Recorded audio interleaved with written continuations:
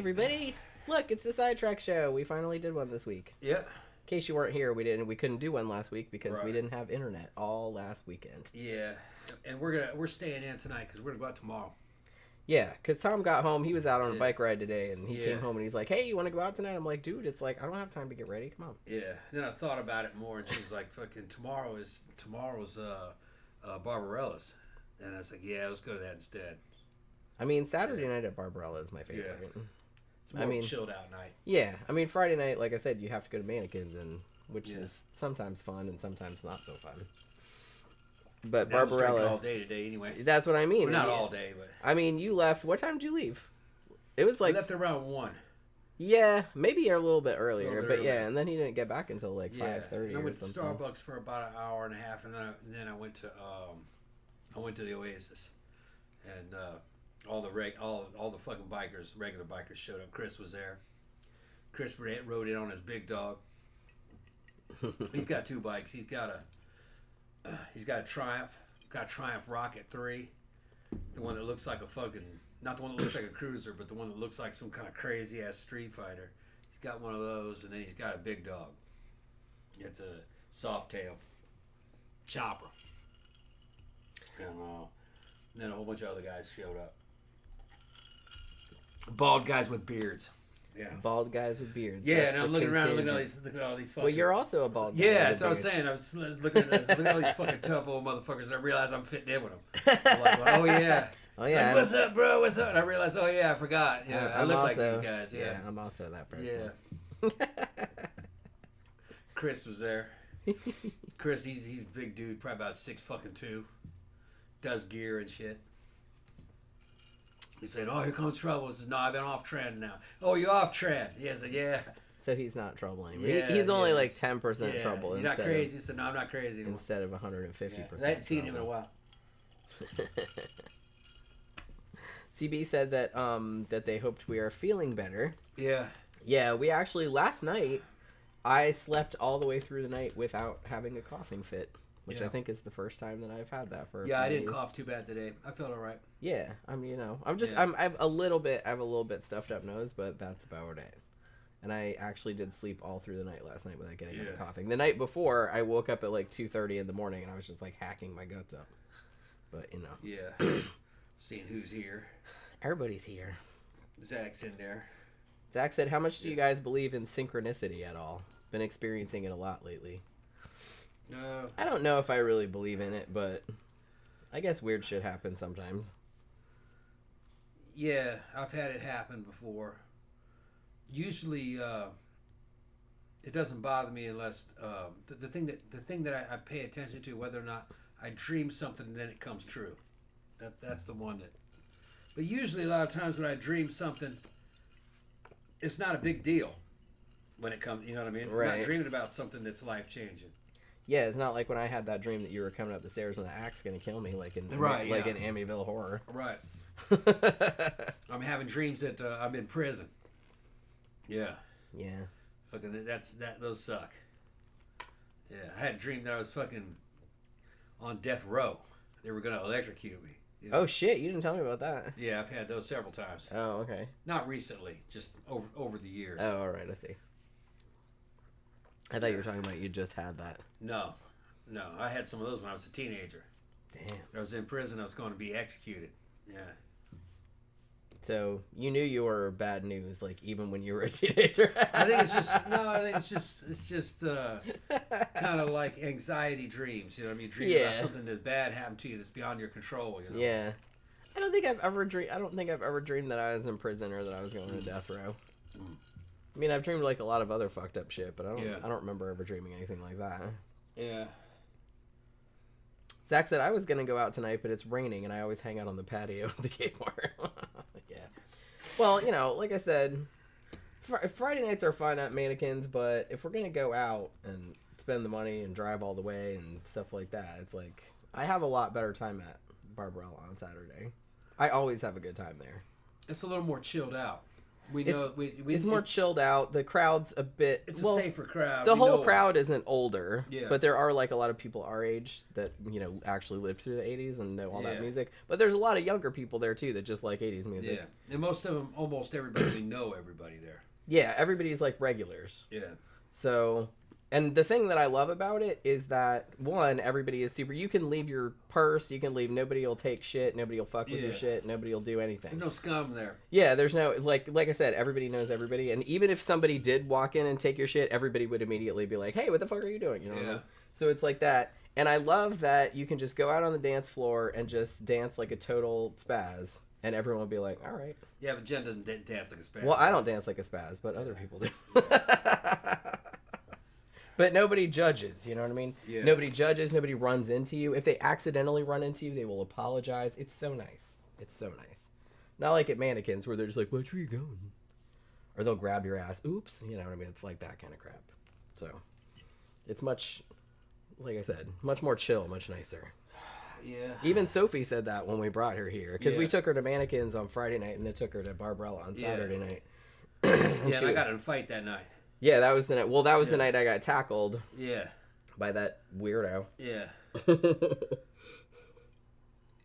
That's that. There's always a chance that could happen.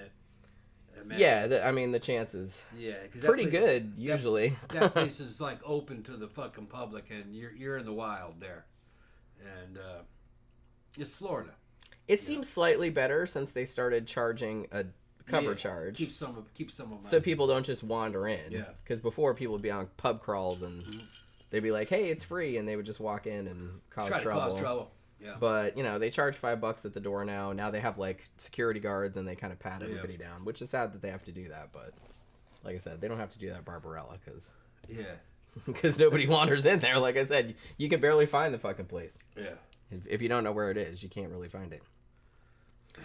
I think even when the first time we went, like, we had the GPS on, and even then we're like, where the fuck is this? Like, you know what I mean? Because it's kind of like in, like, behind this parking lot thing, and it's like, there's no sign or anything. High Desert said, I have a dream my master's degree got revoked because I missed a class in high school. Yeah, I think that's, like, pretty common. Because remember we did the show about nightmares, like, not too long ago? And I think that's one of the most common dreams, like missing a class or being late for something. I gotta get my snot rag. Gotta get your snot rag. Let's see. CB says I'm white. I do the 80s dance. I'm white too, but I like to think that I have some semblance of rhythm. There are some white people that can dance, but I do understand why that's a thing, that like white people can't dance, because 85% of white people can't really dance. Well, it's like sometimes they're kind of dancing and I'm just like, it's like, what are you dancing to? Because it's not this song, that's for sure. Like, I don't really know. You know what I mean? I mean, so you don't have to like go crazy or anything like that, but it just kind of seems like a lot of people just do like the side to side shuffle, I've seen. And not even really to the rhythm of the music. They're just kind of out there stepping from side to side. So many people can't dance, man. That's what I'm saying. I said probably like 85% of white people can't dance. I'm gonna say, and that might be a conservative estimate. So tonight is Friday, and weekend is now upon us. Yay! Weekday is fading, and we're gonna usher you into weekend. You're gonna every time you say we're gonna usher you in, I was thinking of like sweeping like little miniature people. We're gonna do a couple hours here, or however long we feel like. Because like I said, we're not going out after, so we're not going out. You know what I mean? And I feel pretty good. Yeah, I feel pretty good. I'm a little worn out, but we'll just see how the show goes. Well, you've been out all day, hanging out with the bikers. Yeah. Maybe dropping by your girlfriend's house. No. I'm teasing you. Amy was asking about you. Yeah. Want to know where you were? Yeah. I mean, she lives right across the street. I don't know. Yeah. We see her car in the Dollar General parking lot like all the time. Yeah. It's pretty weird because we went in Dollar General yesterday, like to get some soda and cat treats and shit like that. And I heard the girl behind the counter say, they said what your name was. Oh, that's Tom, and that's Yeah. his wife or whatever. And I was Yeah. like, holy crap, everybody knows who Yeah, we they are. know who I am. I mean, we go in that place all the time, every Yeah. couple days. Well, because it's right there. Yeah. So, like, anytime you need stuff, it's like, oh, shit, I'm out of coffee, or oh, shit, whatever. It's like, you just pop in there, and so everybody knows this, I guess. Yeah. They're all real nice, though. Let's see. What did you do? What's Tom and Jenny's opinion, asked the Phantom, on the Crussell film Stargate? And would you ever review it? Yeah, I'm pretty Stargate. sure we did review it. It was probably a long time ago, though. We reviewed Stargate. We reviewed Stargate, did we? I don't think so. I could have sworn we did. All right, Stargate.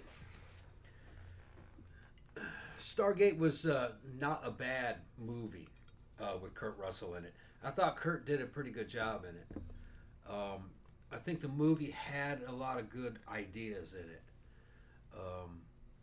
But I remember thinking that there was certain aspects of the movie I didn't like. I didn't like the linguist guy. I thought he was a real fucking goofball.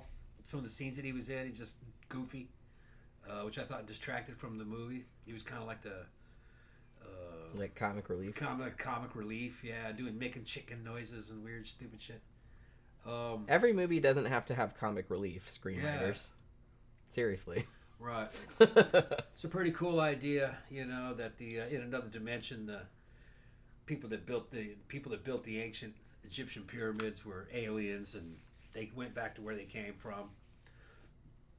Humans saw them as gods, and they left behind a damn Stargate to get to them. They actually, evidently, they had a whole series, SG-1, I think. Stargate 1. My dad liked the series. I never watched it. I never saw it. But he liked it. There's a lot of that sci-fi series that I liked. I saw it, liked it, but wasn't able to complete the whole thing. Like, I saw like the first 5 or 6 episodes of fucking Farscape, and I liked it, but I didn't finish it. I don't remember why. I mean, you really have to. Yeah. Especially nowadays, it's like a big commitment. You know what I mean? Like, because some of these shows, like sometimes I'll see a show, it's like, that looks good. 8 seasons. Yeah. Who has time for that? Yeah. Like, if I get involved in it, then that's gonna be like fucking. Yeah. I did recently just rewatch all 4 seasons of Stranger Things in preparation for season 5 coming out. So I did get all of that done. They're also live streaming on YouTube. The old Space 1999. Oh, episodes. Yeah. I kind of They remember just that. open live stream them. I kind And of I've seen a few of them. I saw them when I was a kid, a few of them, and thought it was pretty good. And there are people that swear by that series. Space 1999. It was a British series. It had Americans in it though. Why Americans gotta be? It had some. It had like 2 or 3. I think they the wanted, token Americans. I think they token Yank. I think they tried to sell it to the United States. Well, too. yeah. And it was supposed to have kind of like an international theme, kind of like Star Trek. They were on some kind of international moon base, and then the moon, I think, gets thrown out of orbit, and it's off into space on its own. So they're on the moon, if I remember correctly. On the moon. But the moon's not orbiting the Earth anymore. Where the fuck is it? It's just a free fucking floating. It's a free floating planet, I'm free. like a spaceship. Says the moon. Yeah, they're living on it. That's how I remember it. I may be wrong. Yeah, Tom may be just like conflating a few words. I don't know. I haven't That's seen how it I either. remembered it. I haven't seen it either, so I don't And know. when I was a kid, I had some a little die-cast moon lander ship. That was pretty cool. And I remember, it's like some of my friends had the big one. There was a big plastic one, and you could take the nose of it off and just join it with the fucking rockets on the back and make a little short one. And it, I forgot what they called that thing. That sounds awesome. Yeah, moon lander ship. I got a piece of hair like caught behind. Yeah, I had a little die-cast one. I think it was a little British company made them. I think they also made. I think it was the same company that made die-cast versions of the Enterprise that could shoot discs out of it. It was like you could rotate Oh, I the top. remember that. I don't Yeah. think we had it, but I Yeah. remember a friend of mine must have had it, or Yeah. or cousins or something probably had it, because I Yeah. kind of remember that the way. Yeah, Space 1999. They had an alien girl. Oh, and you On know the Tom's crew. all into that. Yeah, she was hot. How many tits did she have? She only had 2. Oh. But she was a shapeshifter. She could turn into anything. Oh, okay. So she could have more tits if she wanted Yeah. to. All right. She turned into Fair a fucking any kind of alien she needed to. She had red hair and it's like fucking weird fur that went across her cheekbones. Had fucking a big unibrow, I think. Been a long time since I've seen her. I think her name was Maya or Myra, something like that. And you could see what she was going to turn into. They'd zoom into her eye. And you would see a photograph of what she was going to turn into, and then they would have a fucking trick photography, and bam, she's now that. Yeah, that'd be fucking awesome. I wish I could shapeshift. Yeah, she was a shapeshifter. That would probably be. I feel like that would probably be the best superpower.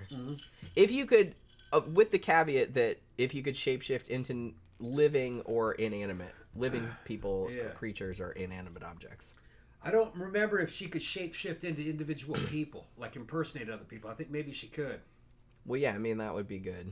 But she would shapeshift into animals, aliens, humans. She could turn into anything that was roughly human shape, human size. Well, yeah, because they'd have to do makeup and stuff like that. Like nowadays with CGI, they can make her turn into anything. She's like, look, she's a toothbrush. You know what I mean? Right. But I like how they did the transformation, though.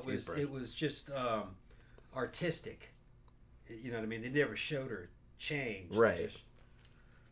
Just zoomed into her eyeball, and in her iris, you could see what she was becoming, and then it would shift to that. And then it would shift to that. Okay. Yeah. That's a good way of doing it. Yeah. It's kind of cool. Yeah, Tammy said she really liked Farscape. Yeah, I remember Farscape. I liked Farscape. Farscape was cool because it had cute alien chicks in it. Yeah. They were criminals. Cute alien chicks that were criminals. That's totally Tom's If I remember correctly, yeah. I think they were on a prison ship or something.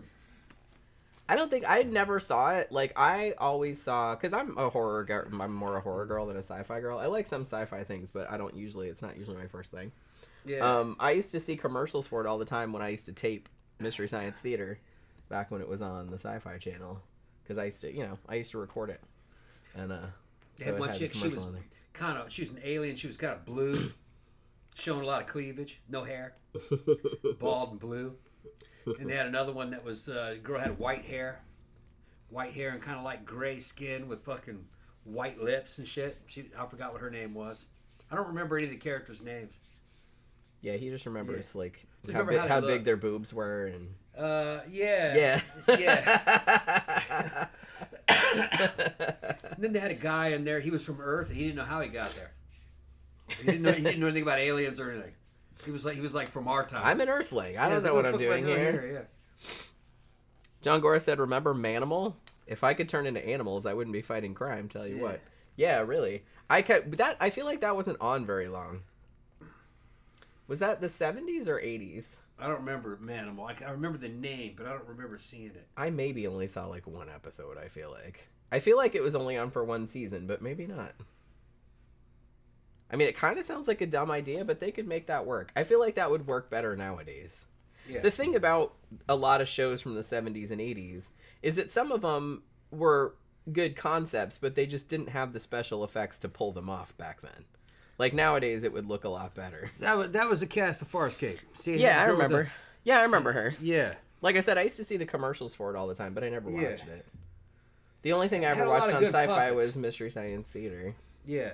That was the one I was telling you about. She was the blue chick. Yeah, they're trying to. I heard they're actually trying to bring that back with the original cast. And that was a while back, right? Yeah, that was a while back, 90s or early 2000s. Late 90s, I think, early 2000s. Yeah. Gramthars says $6 Million Man is getting a reboot with Ryan Gosling. No shit, really? That can't be. I mean, that's gotta be joking. Well, like I said, that's kind of one of the things that it's a cool concept, but I mean, the show was pretty good back in the day, although I haven't seen it in a long time. It might suck out loud. I don't know. But that's one of those things where, they made it for TV. They didn't have great special effects back then and stuff like that. You could do that a lot better nowadays. So I don't know. I'm not too mad at it. Tammy says Chana. That's right. That girl name is Chana. Yeah. I think she was an alien convict, if I remember correctly. But she thinks she was some kind of thief. Something.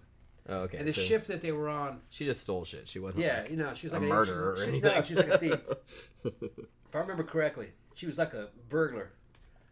or something like that. And then like they were on a ship that was biological. It was a living creature.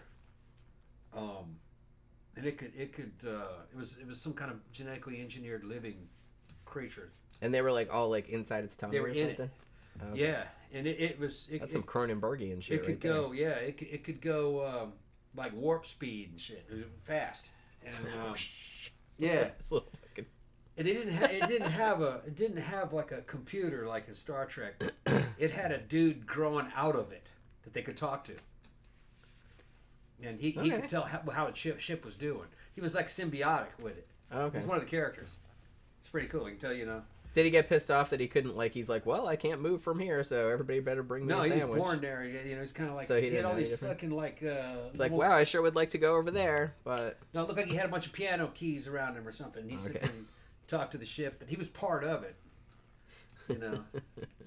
And it could get sick. The ship could get sick. It could get injured.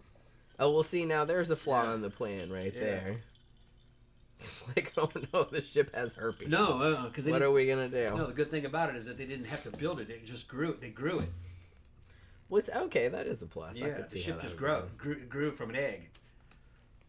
So if they wanted to add an addition onto it or something like that, they could just kind of. I guess it didn't. They didn't add anything to it. Oh, the outside of it was like bone. All right. You know what I mean? It was solid. That's a cool idea. I like that. I like that. Like I said, I kind of appreciate the ideas behind sci-fi more than I do like actually watching it. Does that make any sense? Well, I guess the ship from Alien, you know, Prometheus, that alien horseshoe shaped thing. You know, that was grown. You know, it wasn't right. It was like that. It didn't look like that though. Zach asked, "What's a movie that sucked but had a good part to it you want to see remade?" Yeah, because I'm always kind of like a big fan of stuff that had like a good idea behind it, whether it was a movie or a TV show, but they didn't have the budget or the competence to make it right. And I think that those movies should be rebooted more than anything else. So I know I probably always say this, but the kind of classic movie that was on MST, Manos, The Hands of Fate. Yeah. It's a terrible, terrible movie by any metric. But it was a good idea. And it was kind of creepy despite itself. Even though it's terrible and incompetent in every way possible. But I think if you took that idea and did it, but it still did kind of that retro vibe to it, I think that would be a creepy as shit movie. Because it's a good idea. They just didn't... The guy that made it was a fertilizer salesman, and he had a camera that could only shoot 30 seconds at a time and couldn't shoot sync sound. There's a lot of good movies that I like that weren't done right, really, but I still liked them. One that comes to mind is actually Escape from New York. I think it's a classic movie. I love that movie, but it's got a lot of problems. You know what I mean? It's not really an action movie. It didn't quite have the budget that it needed. It was kind of remade. If you know that movie real well and you know the deleted scenes, they ended up remaking it as Lockout, a movie called Lockout. Yeah, Tom just rewatched that. I rewatched it. Yeah, we have it. It's basically Escape from New York, and it even has like Snake Plissken's fucking how he got caught during the bank robbery, and his army buddy. Even he's in Lockout, but they don't tell you that's from the deleted scenes of, you know, Escape from New York. It's Guy Pearce though, and they don't call him Snake Plissken there. They call him somebody else, but he's trying to save the president's daughter who's on a... No, I forgot what his name was. Snow. Okay. His name was Snow, but it's Snake Plissken basically, and he's trying to save the president's daughter, who went up in an orbital space station that was a cryogenic prison. They had prisoners up there. There was a prison break. They got out. He's trying to get up there and rescue the president's daughter. Yes, because like Tom was telling me, because I watched it a long time ago, but I didn't remember anything about it. Yeah. And Tom rewatched it the other day, and we were at the pizza restaurant, and he was talking to me about it. He's like, yeah, it's essentially like Escape from Space. It's Escape from Space. I was like, wait, can you escape from space? Fucking Snake Plissken could escape from space. Fuck it. no longer in the 3 dimensions. You know. Where are you escaping to exactly? Fucking 4th dimension. but Snake wouldn't overanalyze it. He's kind of too dumb for that. He's too dumb, too fucking burned out. You know what I mean? He's he's fuck it. I'm just leaving. Fuck the dimensions. Fuck dimensions. That's what he's been like. I'm escaping from space. I'm not even going to think about it. Yeah, no longer need space. But well, it's my curse. I have to think about things like that. Yeah. I just have to. I don't like it either any more than you do. But if you see the movie Lockout, and you know Escape from New York and Escape from L.A., if you know those real well, and the deleted scenes and shit, you could see what they tried to do. They tried to make some kind of Escape from New York Snake Plissken movie, but evidently they couldn't get the licensing, or they didn't want to pay for the licensing, or they were maybe worried about continuity. So they just made a totally new character. Which, you know, that works too. All right, but it'd been cooler as a Snake Plissken movie. Sure. But, you know. What are you going to do? Now, Krusell invented that character. Krusell's my code word for Kurt Russell. All right, I just combined it into one word if you're new to the show. Krusell. Krusell invented that character. Just made it up. He even made that costume. It was just motorcycle gear that he modified, put spikes on the ends of the boots and shit. But they were some kind of Italian. I think they might have been Cady. I think they were the brand Cady motorcycle boots. So I don't remember if that's Italian or if that's Spanish, but motorcycle boots. He had some urban camouflage that they made up for the movie, and just a fucking sleeveless shirt with zippers on it, and cool weapons for the time. But you look at them now, if you know anything about guns, it's just cheesy. A MAC-10 with a fucking 10 power scope on the fucking suppressor. It didn't make any sense. And 37 Magnum revolver. It was actually a 38 Special with some kind of a red dot sight on it, I think, if I remember correctly. He had a big wristwatch thing. It would track where he was, and they were going to put him into fucking. They were going to send him into New York, which was a maximum security prison, and he had to save the president. But he was doing time anyway. He was going to get a pardon if he got him out of there. He had to go save Donald Pleasant. Yeah, they made a lot of real wise decisions with it.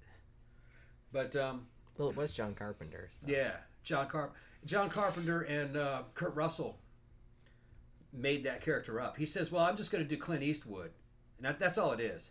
It's Kurt Russell doing Clint Eastwood's voice. He was working out, trying to get big, but I've seen his comments. He's like, "Yeah, I was trying. My arms look okay. I was trying," but he was trying to get pretty big for that. But I thought he looked good the way he was, just kind of a slender, you know, and he was fit. Yeah, fit and wiry. Just kind of fit and wiry. Nothing wrong with that. Fucking long, fucking scraggly ass hair, and fucking a lot of razor stubble. Eye patch, like you have an eye patch down there. Yeah, I think it fell down on the floor. An eye patch. And keep Tom's eye patch. Yeah, he could see through the eye patch though. They made it. It was like mesh. It was mesh. Yeah. Because he kept falling. Well, yeah. I mean, that's gonna fuck with your depth perception if you have that on too long. Yeah. Krusell had a lot of good stories. You know, they filmed that. I think it was in Chicago, in an abandoned part of Chicago. I think it was. I thought it was St. Louis. St. Louis, maybe it's St. Louis. Or somewhere like that. Some kind of fire happened and it burned out several blocks of the city, and they were filming it down there. Louis. So during the shooting, he walked off and was walking around. He said to take a leak, and fucking he came out from around a corner in that Snake Plissken outfit with the fucking hair and the eye patch, and he had that MAC-10 in his hands. It was a blank firing MAC-10 though. It wasn't having a live round. He walked around it right in front of two black dudes. And went, whoa, man, cool, dude. It's cool, but dude, they thought he had that fucking. He said, "Hey, how you doing?" They didn't realize that there was a movie being filmed. Well, yeah. He comes in that outfit with the fucking MAC-10 with a suppressor on it, big suppressor on it. Don't shoot us. Yeah, it's like, whoa, be cool, man. He's like, it's all right. We're just buying some pot. He didn't say anything. It's all right, man. Settle down. He wanted to walk by. You know. Gramthars says T.J. Hooker is also getting a reboot with Jake Gyllenhaal. Man, this is not going to. I mean, well, T.J. Hooker. This is not going to end well. Was so cheesy. That was Shat. Yeah, that was something that only Shatner really could do. I remember seeing some episodes when I was a kid when it was new on television, and it wasn't bad. It was a pretty good movie, a pretty good series, but it's just not the same. I remember it being kind of cheesy. When you're used to seeing fucking Captain Kirk and Star Trek, it's just the cop films just don't fucking. I got way behind. Don't cut it. Thank you very much. Jeffy Art gave us a super chat. What do you say? Do you guys recall the UK series She-Wolf of London? I do not. No. I just rediscovered it on YouTube, and it aged rather well, in my opinion, at least in the first season, as it took place in London. Second season in LA was meh. I have actually never heard of that, but I will have to check that out, because that sounds kind of interesting. CV said a long time ago, because like I said, I got way behind in the comments, in the UK there was a TV show called Being Human, about a ghost vampire and a werewolf living in a flat. I recommend it. It was fantastic. I remember hearing about that and thinking it sounded really good, but I never watched it. Now, we have BritBox, which is like an add-on to Amazon Prime. For $1, yeah. Like $1. You can like add on for $1. And there's all, because Tom got it to watch Doctor Who. Yeah. And there's all kind of... Old Doctor Who, not new. Like old Doctor Who, yeah. So, but there's like a fuck ton. I think like all the Prime Suspect is on there. I need to dive back into that, because I used to watch that a lot when I was over there with Helen Mirren, because we were talking about Helen Mirren because we rewatched Excalibur the other day too, like last weekend. Let's see, they're talking about The Warriors was a big hot mess. It was terrible. Yeah, maybe they should remake that. Although no, I wouldn't remake that. I don't know if you could remake that, because it's so much, unless you set it in that era. You'd have to set it in the 80s. Terrible. The weirdest all thing of those gang movies in the 80s, it's like, why would a gang like all dress the same the same? It's just like almost what? Like something like it was gay as hell. Yeah, I'm gay like, are you guys like a choral group or like a? It's funny jazz because ensemble, I remember being a kid and everybody was talking about that movie when I was a little kid. Oh, Warriors, it's like it was some, and your parents wouldn't let you see it. You know what I mean? It's like a ridiculous movie. Oh my god, yeah. Whoa. So I thought, oh man, it's just gonna be hard, man. That must be a fucking hard ass fucking flick there. Eventually, I got old enough to rent it. I was in Brazil, You're like, what the fuck? I was a teenager. What the fuck is this gay shit? I was almost kind of like spooked to watch it. Like, there's gonna be some serious shit here. Oh man. no! They didn't let us watch this. I was watching it and fucking. I was getting about halfway through it, and I go, "This is it. This is it. This is nothing." You're like, this is like West Side Story, but not good. Right. Fucking Death Wish was a lot harder. I mean, at least West Side Story wasn't trying to be hard. It was a musical. Yeah. You know what I mean? It was nothing compared to fucking Death Wish. Right. That's what I mean. And people didn't talk about Death Wish like it was a big deal. Death Wish had fucking... Which is crazy. Had like from what I remember, a fucking horrible sexual assault scene, and then fucking Charles Bronson going on a damn fucking revenge for murder spree, just fucking blowing everybody away, I mean, I have a hard time watching rape scenes in movies. Yeah. It's kind of one of my... I can watch them, but that's kind of like second down. The first thing... It probably wasn't shit if I were to watch it today, but... Maybe not. When I was a kid, I was like, whoa. The first thing I don't like watching is anything done to animals. Like, even if it's fake, I don't like it. Like, especially if it's cats or dogs or something like that. But any animals, lizards, birds, I'm just like, But second thing is rape scenes. I really do not. Like, shit, man. Like, and as much as I love, and I know it's gonna sound fucked up to say, but as much as I love the original I Spit on Your Grave, I think it's a great movie, and I will defend it. But holy shit, the rape scene in that is, man, that's a rough watch. Yeah. Because it goes on a long time, and it's not glamorized at all. It's not titillating at all. It's horrifying. It's just so gross and like so seedy. And it's a gang rape, too. Yeah. And it's just like, ugh. So, as far as movies that could be redone, that could be redone and made better, I would say definitely Escape from New York. There definitely should have been several of them. Escape from L.A. wasn't...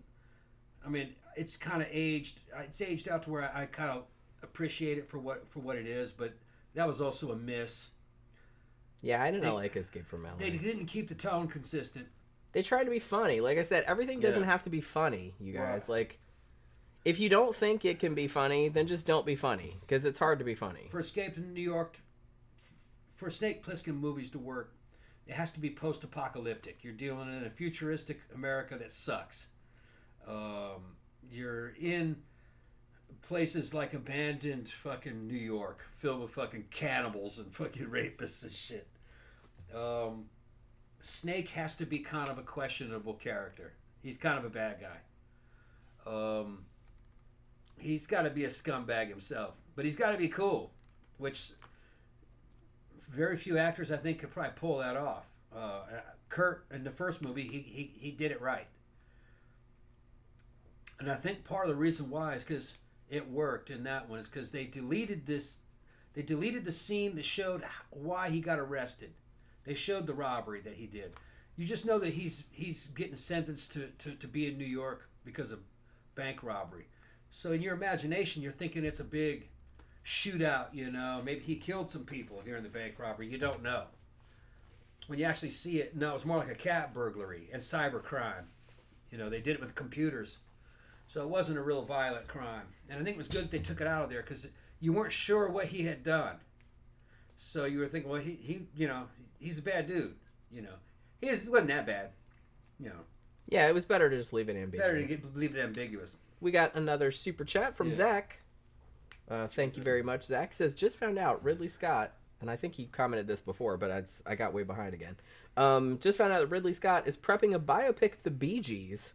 Can't think of a more random mix of director and topic, if you ask me. But I am absolutely going to go see that, though, if he does actually make it. That sounds hilarious. I kind of like the Bee Gees. You know? Yeah, but I have some of their songs on Spotify, and like sometimes we're driving around because like look, I have this whole Spotify mix that's called the Driving to the Club mix, and it's mostly, you know, goth, death rock, industrial shit like that. But then I threw on like some Bee Gees. I threw on like a little bit of Olivia Newton-John. So it's just kind of like, so we're driving around and we'll be listening to like, I don't know, like Blue Dangle or something. Yeah. And then like all of a sudden like the Bee Gees come on and we're like, oh yeah. Yeah, I don't care too much about classic directors anymore. Because directors all have a half-life. They're better when they're young and they're hungry. You know, like there's a difference between old Milius and then later Milius. Or, you know, same thing with what's his name? The guy we just talked about, fucking Ridley Scott. Yeah, there's younger guys out there that are doing real well. You know, they're doing better than those guys. It seems kind of like they get. I think in Ridley Scott's fucking. I think in his case, that dude fucking. I can tell he drinks. He drinks his fucking ass off. Whenever I see an interview of him, he's fucking loaded. All right, and I just don't think he has the. He just doesn't have what it took to say make Alien 1, you know. He's not that same guy anymore. Well, nobody's the same as they were when they were younger. You know what I mean? Right. Like, even Steven Spielberg kind of lost it over time. And I'm not even sure if George Lucas ever really had it. Because the best work George Lucas ever did, somebody else did it for him, which was, you know, like in Empire Strikes Back. It seemed kind of like the more control he had, the more he fucked things up.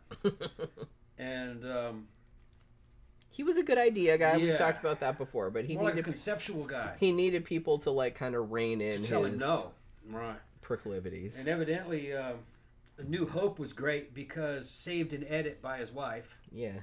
And his wife stopped him from doing a lot of stuff.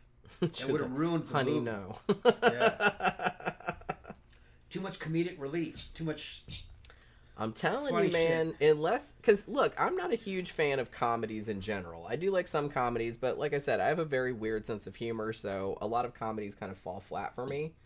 And I'm not a big fan of this thing where you think that every movie, if it's a drama or horror movie or whatever, everything has to have like funny shit in it. No, it absolutely does not. You really don't. You can make the whole thing soul crushing. It's fine. I don't need to have jokes in there.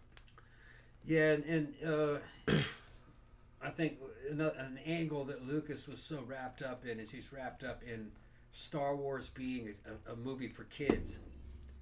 When really, no, those kids that he was playing to grew up. They actually kind of wanted the movies to go into a more adult realm. That's where the business was. And he said, well, we make all our money selling toys. That's fine. Just make sure it's PG. You can still sell the toys. Yeah, and it doesn't have to be a kid's movie to sell toys. Here's the thing, and also I think that's like a pretty piss poor excuse, because there are lots of movies which appeal to both adults and kids, like older kids. When I was a kid, in 1977, when I saw A New Hope in the theater, I was about 8 years old. I loved it because I thought it was a movie that wasn't talking down to me. Like, oh, this is an adult movie. Yeah. You know what I mean? I understand it, So... Yeah, there's something to be said for not pandering. Yeah, you don't pander to the kids. Yeah. To a kid's audience, but still being something that kids could understand and like get into. Yeah. And like I said, you don't have to make it funny. You don't have to make like cute ass characters. You don't have to. You can even make it a little bit scary. Yeah, I like shit that's scary. I did too. Like when I was a kid, I loved scary shit. Well, I still love scary shit, but I did when I was a little kid too. Yeah. That was my favorite thing. So, I know some kids don't like that, and you shouldn't like make them watch if they don't like it, but a lot of kids do like that. His target audience really should have been, between 12 and 35. That's who he should have been worried about. Yeah. And then back in those days, they didn't think a 35-year-old would buy an action figure. Shit, a 55-year-old will buy an action figure. Yeah, it's like they didn't know. They're coming out with fucking action figures of Darth Vader from fucking A New Hope, $200 for like a perfect action figure. Well, you think little kids bought that? No. Of course not. Dude in his 50s bought that. Yeah. Someone that could afford it. Yeah. Well, like I said, back in those days, they didn't really... Because look at the flack that, like, Trekkies and stuff used to get. Yeah. I mean, that used to be like, oh, you were a dork. Mm-hmm. If you were an adult and you were still into that kind of stuff, which is bullshit. People didn't know shit back then. Like, I think it's better now that, like, everybody's just like, yeah, adults can like sci-fi and horror and they can collect, fucking figures and toys and stuff, and it's fine. Like, old school adults were real limited in what they had a really small Overton. They just like they didn't like to have fun, and they didn't want anybody else to have fun either, evidently. They only wanted cop movies. I guess. Yeah, cop movies. Like I said, I never wanted to be westerns. That kind of old person. Yeah. That was just kind of like, oh, I'm just going to shit all over everything. Yeah. We're too old for this outer stuff. Space. Yeah, whatever. There's no outer space. That can't really happen. Yeah. You know what I mean? It's just, there's no outer space. I'm just like, I'm sorry you're a miserable old fuck, but everyone else doesn't have to be. You know what I mean? Kelly says, hey, Kelly, how are you? Jenny, I think Doctor Who is free on Freevee. My husband watches it nonstop. Yeah, we watch a bunch of shit on Freevee, actually. They have a lot of really good horror movies on there. It has commercials, but yeah, so that's the thing. I kind of feel like we have BritBox, and I feel like there's a bunch of shit on there that I should probably watch. There's just so much, though. I get overwhelmed. I only watch the old Doctor Who, Tom Baker. Doctor Who. 70s. Yeah. CB said, I have I Spit on Your Grave 1978 on DVD, and I agree with Jenny. Yeah, I love that movie. I legit love that movie, but yeah, I have a hard time watching it, though. I have to say, I think that's probably one of the roughest rape scenes ever, because like I said, it's kind of realistic, and it goes on for a long time. It's not glamorized at all, and it's just kind of like, ugh. It just makes me want to like take a bleach shower after, I don't really remember it that much. Oh, yeah, it's bad. And they remade it, but I don't think I ever saw the remake. But I heard that was pretty rough too, but I haven't watched it.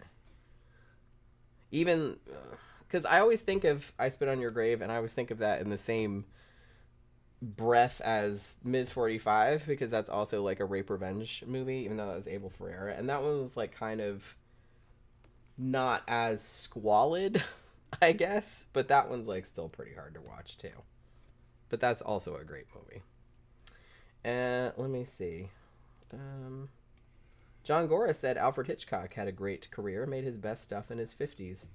Yeah, it's like some people do. I kind of feel like, I don't know.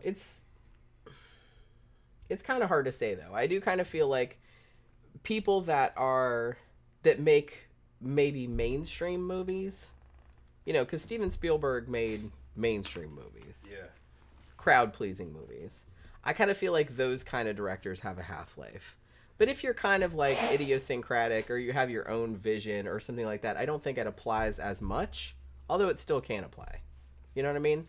Because look at David Lynch, for Christ's sake. He's old as shit, and he's still making weird-ass The way it was explained to me is that when the younger ones are too dumb and too broke to realize what's at risk, so they'll take all these fucking chances and come up with this fucking badass flick. Yeah. All right. And then all of a sudden, then they get accepted by the system, and then they make a shit ton of money.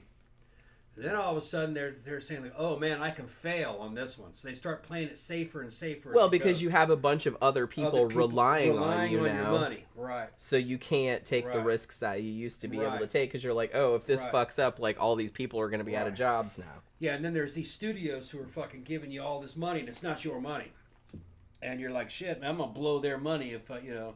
So they're under different pressures. It's a lot of pressure, yeah.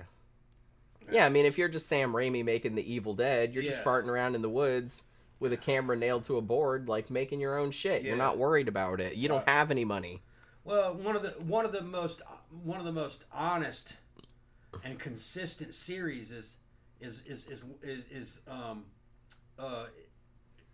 same dude did pretty much all the movies, and that's one with the Phantasm series. Yeah, Don Coscarelli. Yeah, and it's consistently good, and it has its own theme going, and it's got its own inside jokes. It has its own culture. Well, and the fact that he's taking all kinds of risks. Well, it was just weird. But but he can because it's his property and it's his fandom, and he kind of can't go wrong really as long as he sticks to his guns on what Phantasm was. And Phantasm was just a weird horror movie that was kind of just made up as they were going along, and weird imagery is what... I mean, nobody came up with an idea as weird as that, that's for sure. Yeah, interdimensional horror. There's other dimensions and shit with Jawas in it. Yeah, kind of. Demonic Jawas. Thank you again, Zach. Sent us another super chat. Said, I still think my favorite comedy, which I kind of think of as a horror movie almost, is Who's Afraid of Virginia Woolf. That is a good one. It is kind of like a horror movie. Not really, but kind of. I remember reading the play in school, too. But we should probably review that one of these days. Yeah. But, you know, what? John was saying that Raiders of the Lost Ark had a bunch of edgy shit in it. Yeah, exactly. Yeah, exactly. That's kind of the type of thing that I was thinking of. It's like, yeah, look at Raiders of the Lost Ark. Right. You know, which was a movie aimed at adults. I mean, kids at that time didn't really know about Nazis or anything like that. Or the Ark of, I mean, kind of, but you didn't really know, like, a lot of the context or the Ark of the Covenant or whatever. No. So it's just kind of like, but you could get enough of the gist to know what was going on. Then the second one came out, and it had basically Indian Satanism in it, which we thought that was fucking awesome. Human sacrifice. Like, that dude pulled that dude's heart out. That was badass. Yeah. That was pretty cool. I loved that. I don't like it as much now as I did back in the day, mostly because of What's-Her-Face. Yeah. Steven Spielberg's wife at the time. It's a weaker movie, but it's still. If she wasn't in there like screaming the whole time, I probably if Marion was in it from the first one, instead of what's her name, Kate Capshaw, then I probably would have liked it a lot more. It was a weird situation. You have a screamy blonde in it, which is kind of like the eye candy. Like not cute. She is kind of an interesting character though. Stuff does happen with her. If she would just pipe down a little bit. Yeah. Now they have this new human sacrifice horror element going on with it, and then they got a little kid in it. It's like a lot of opposites. Which normally... You got a little kid in it now, which it was like... Normally, I'm going to say, too, that I'm also not a big advocate of, oh, it's the sequel, we have to put a cute kid in it now. Yeah, I still don't believe in it. That generally goes wrong. I did not mind Short Round in that. He was a good character. He was one of the better little kids. He was a good character. He didn't but in general... Yeah. When you put a cute little kid in there, you ruin the fucking movie. Nobody wants to see that. I think the movie would have been better with if Short Round was older. True. If Short Round was about 16. But I did not mind him. I did not mind him in that. I think Short Round should have been about 16. It would have been a lot better. And like I said, it would have been, I wouldn't have minded Short Round at all Yeah. if they hadn't had Kate Capshaw in there. I don't mind Kate Capshaw as a person. I'm sure she's a nice person. I'm just saying that her character in that was really, really irritating. Really irritating. Yeah. And I don't think in the 80s... I didn't notice it as much. I didn't notice it as much just because I was so into the horror shit. Like, I loved all the hearts being torn out and the cult stuff. I loved that. So it didn't bother me as much, but when we watched it again recently, I was like, oh my god, is that bitch ever going to shut the fuck up? The only thing that didn't hold up is... I just wanted to hit her. The only thing that didn't hold up is their portrayal of Indian food. Back Yeah. in those days, I didn't know what Indian food would be like. Maybe it would be bugs and fucking monkey brains. Shit. Now Never I'm had kind butter chicken, korma and shit. Motherfucker. It's like it's normal What are food. you talking about? This shit's good. It's yeah. just chicken and Yeah. stuff. It's fine. Chicken and tomatoes and Yeah. yogurt. You know, a little bit of coriander. It's fine. There's nothing Dr. weird Jones in was a cool character. there. Yeah. And the third one was okay. It was pretty good. The one with the Holy Grail is all right. I think it might have been a little bit better than Temple of Doom. I think it might have aged a little bit better. It did age better, I agree. Yeah. Even though I didn't like it as much at the time, I didn't but I like like it much. better nowadays. Yeah, and then the one with Shia LaBeouf was kind of corny. The Crystal Skull Crystal Skull was pretty bad. one. I didn't like it. And evidently the last one we didn't see it. It was supposed to be terrible. Evidently it had like 4 different endings. They had to keep reshooting it. It was just some kind of time travel thing. And they were gonna, like, evidently originally the way the story went is that Dr. Jones was gonna be erased from time and replaced with a female version of him. It didn't happen, but evidently that was the original ending. I don't believe it. I think it was true. Erica Lynn says, 40-year-old here, and I buy action figures. Us nerds are more accepted now. Yeah, I mean, and like I said, I think that's a good thing. Because I never liked that cranky ass. I think that's probably why, we talk about this a lot, but, you know, our parents being, you know, boomer age, or parents and grandparents being like boomer age. And I think that was kind of the last big generation gap was between like the boomers and Generation X, because it's like we were kind of like into all this nerdy shit. And, you know, it's like, oh, we're adults and we have jobs and stuff like that, but we can still dress like goths and we can still collect Star Trek figures and shit like that. And, like, the older people just did not understand that at all. So I think it's, like, a lot better that we don't listen to them anymore. They weren't very creative. No, not at all. Or they just, I don't know, they just have, they have a thing where they just want to shit on everybody. Shit on everything. Maybe that makes them feel better about themselves. They also valued age. So being older was better than being younger, it seemed like to them. We were looking at some of those people, man, looking at old fucking James Bond movies from the 80s. Was it Never Say Never Never Again? Say Never Again. We were watching the Oliver Harper and they were thing about him. Talking about, you know, fucking Sean Connery coming back to reprise the role. Yeah. At his advanced age, you know, and I'm looking at him and goes, yeah, he's looking kind of old. They said, he was in good shape for his age, this and that. And I'm going, and then they mentioned how old he was. He was only 52. He was my age. I was like, what? That dude's 52? He looks like he's like 62. And I'm like looking at him going. And I was just like, yeah, I was like, so he's my age in this movie. And he looked good, but he looked like an old man. He looked like an old dude, yeah. Carried himself like an old guy. And it's just so funny that they were like, hey, we're going to drag his ancient carcass out to BJ podcast. Yeah. At the advanced age of his advanced 52 age. years old. Yeah. And I was like, bitch, that's how old I am. Well, I'll be that old in September. And I was just kind of like, I don't think I look as bad as Sean Connery. Yeah. He didn't look bad. No, he didn't look bad, but he didn't look 50. He didn't look like a 52. 50-year-old person of nowadays, or he didn't look like we look. No, some guys do look like that. That's true. I don't look like that. No, that's what I'm saying. I would have thought, if I'd had to guess, I would have said like mid to late 60s. That's what I was thinking. He looks like he was mid to late 60s. Yeah.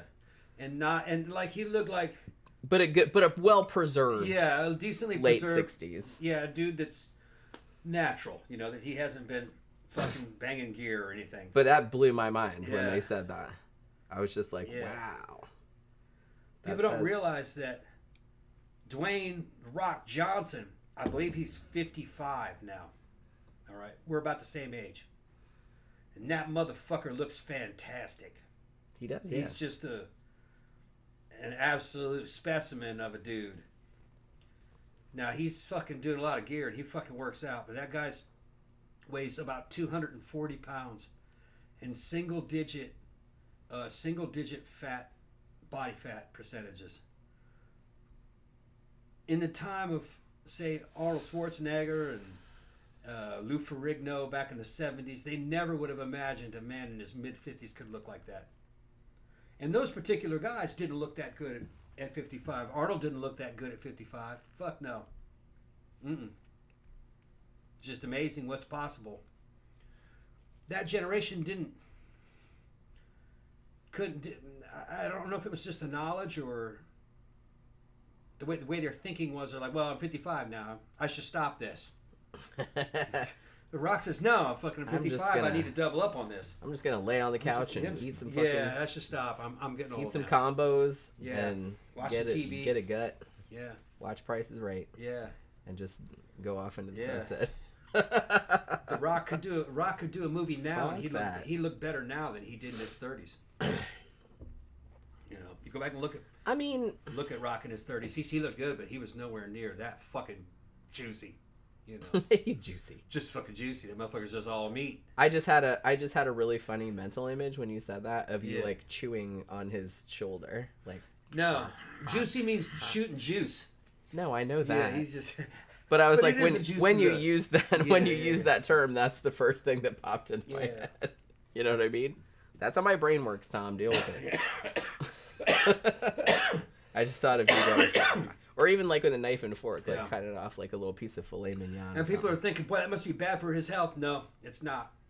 Nah, it's all right. No, he's in much better shape than a normal man of his mid-50s. Well, that's what I mean. I kind of feel like most people we see, and, you know, we live kind of in a rural area in Florida, right? So it's just like everybody we see, like, you know, we go to like old people places, like the Chinese buffet, which is see old people, which is 90% old people. I mean, we're old too, but not that kind of old. Not that old, not 70s. And sometimes we see people there, and we're kind of speculating. We're like, I bet that they're the same age as us, or but they look like they're about 20 years older. Yeah. Just because they're just like real dumpy and like gummy.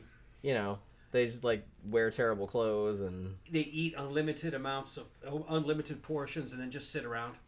And they've been doing that since they were in their 20s. Yeah, so it's not just an old thing. No, they've been doing that forever.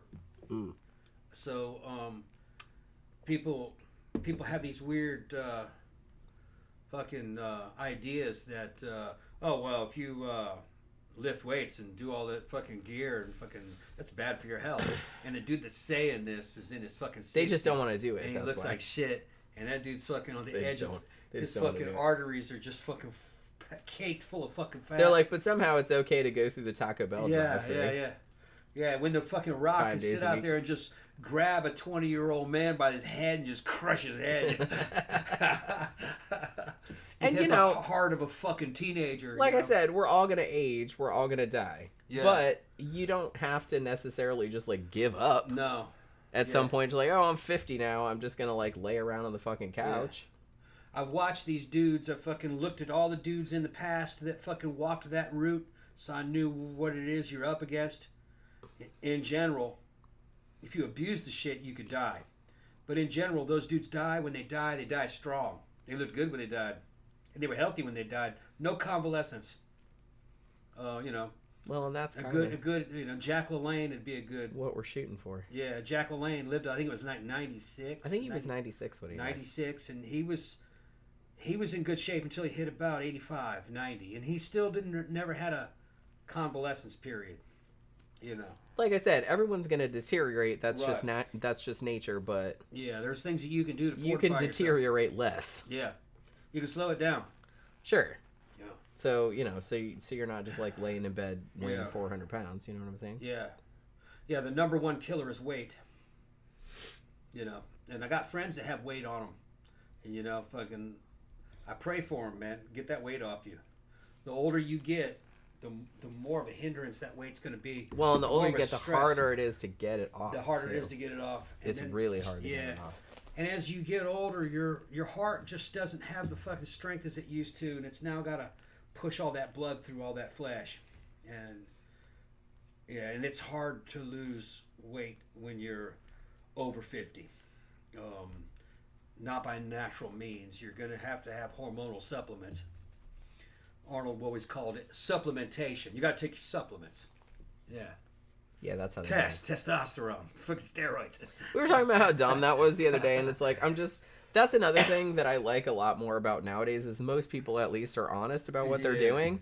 It's like back in the day, everyone was trying to be like all cute and like fucking cagey about it, like all those bodybuilders and stuff. It's like, no, we don't do steroids. We just take supplements. I'm like, supplements, bullshit, motherfucker. Yeah. It's just like tell people. Yep. Like, it was just like back in the old days, like, you know, the actresses and stuff like that. Oh, you know, and actors wouldn't, you know, they wouldn't say they got plastic surgery or, you know, boob jobs or anything like that. It's like, that's so dumb. It's like everybody knows. Every one of these leading men, action stars, you know, Marvel Universe or whatever, you know, fucking all those guys that are noted for looking good, they're all on gear, every one of them. I mean, you have to be. They're either on a lot or a little or just some, but they're all on stuff shit. And so are the women. The women are on stuff, and that's just the way it is. If you make a living with your body has to look a certain way, and you're gonna have to get the training regimens and the supplementation.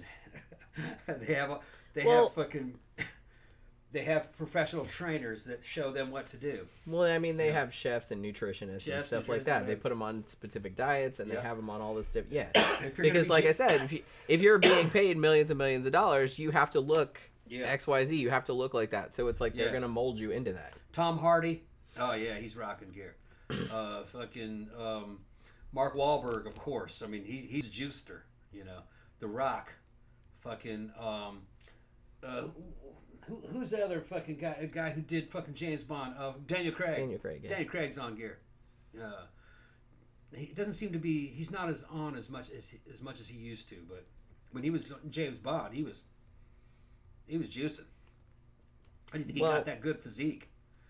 You know, he was in good shape. And he had to do a lot of. I mean, you know, he had a stuntman obviously, but he did a lot of the running around and fucking jumping and shit like that. You could just tell by the way he moved that he was acrobatic. Yeah. Even in that last movie, he was still in good shape for his age. I think he's only a little bit older than me. Yeah. You know. And see, like I said, nowadays I don't really think of. You see actors now, and it's like, you know, everybody looks younger. I feel like everybody looks younger nowadays. Well, look at Daniel Craig at 51 in a James Bond movie, and then go look at Sean Connery at 51 in his last James Bond. There's like a I said, huge difference. Sean Connery in Never Say Never Again, which was his comeback James Bond movie, and it wasn't even like it wasn't official. Quasi-official James Bond because they didn't get all of the rights, so they couldn't use the theme song and the Aston Martin and all of that. But and actually it came out the same year as Octopussy, which was one of the ones with Roger Moore in it. So two of them came out in the same year. So then, like, Sean Connery, they were like so excited about we're gonna put this movie out, and we wanted Sean Connery back like after all this time, and they were touting it as this big like return. And I kind of feel like a lot of the media coverage did kind of lean into the fact that he's like older now. And when we saw him in the movie, I was like, oh, he still looks pretty good. But like I said, I was thinking he was like 67. Yeah. And so then because we watched Oliver Harper's video about it, and when Oliver Harper said he was like 52, and I was just like, okay. Okay. I would have thought, like I said, he still looks good.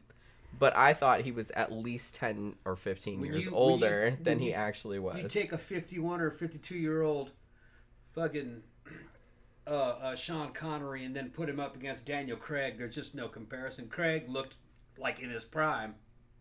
Yeah. You know? Absolutely. Yeah. I would be way more worried about Daniel Craig kicking my ass than Sean Connery kicking my ass. Yeah. I mean, I could probably knock Sean Connery out when he was in his 50s. Plus, Daniel Craig looks like a kind of dude that could dance, too. Sean does. Connery doesn't look like he could dance. Yeah, he looks like one of the Yeah. You know, and I know that might not sound like a lot. that's a big deal to women. It is a big deal. That is a big deal to women. It's a big deal. And dudes that can fight We notice. can dance.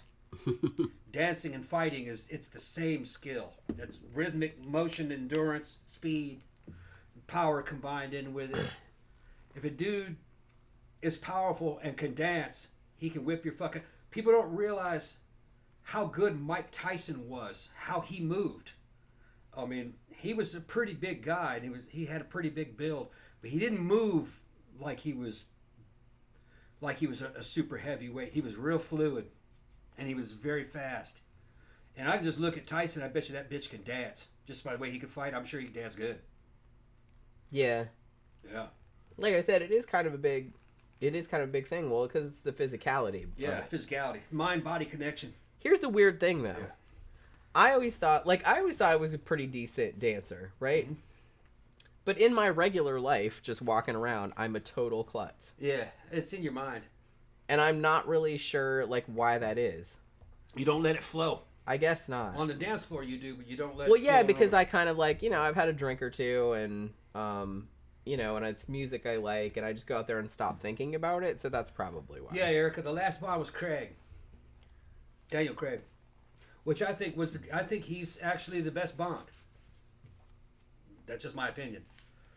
And I mean, I might. Some people really dinged those movies that I like Sean Connery, but yeah, I like Daniel Craig. Daniel Craig's version of the character is a lot closer to the books. And again, no comic relief.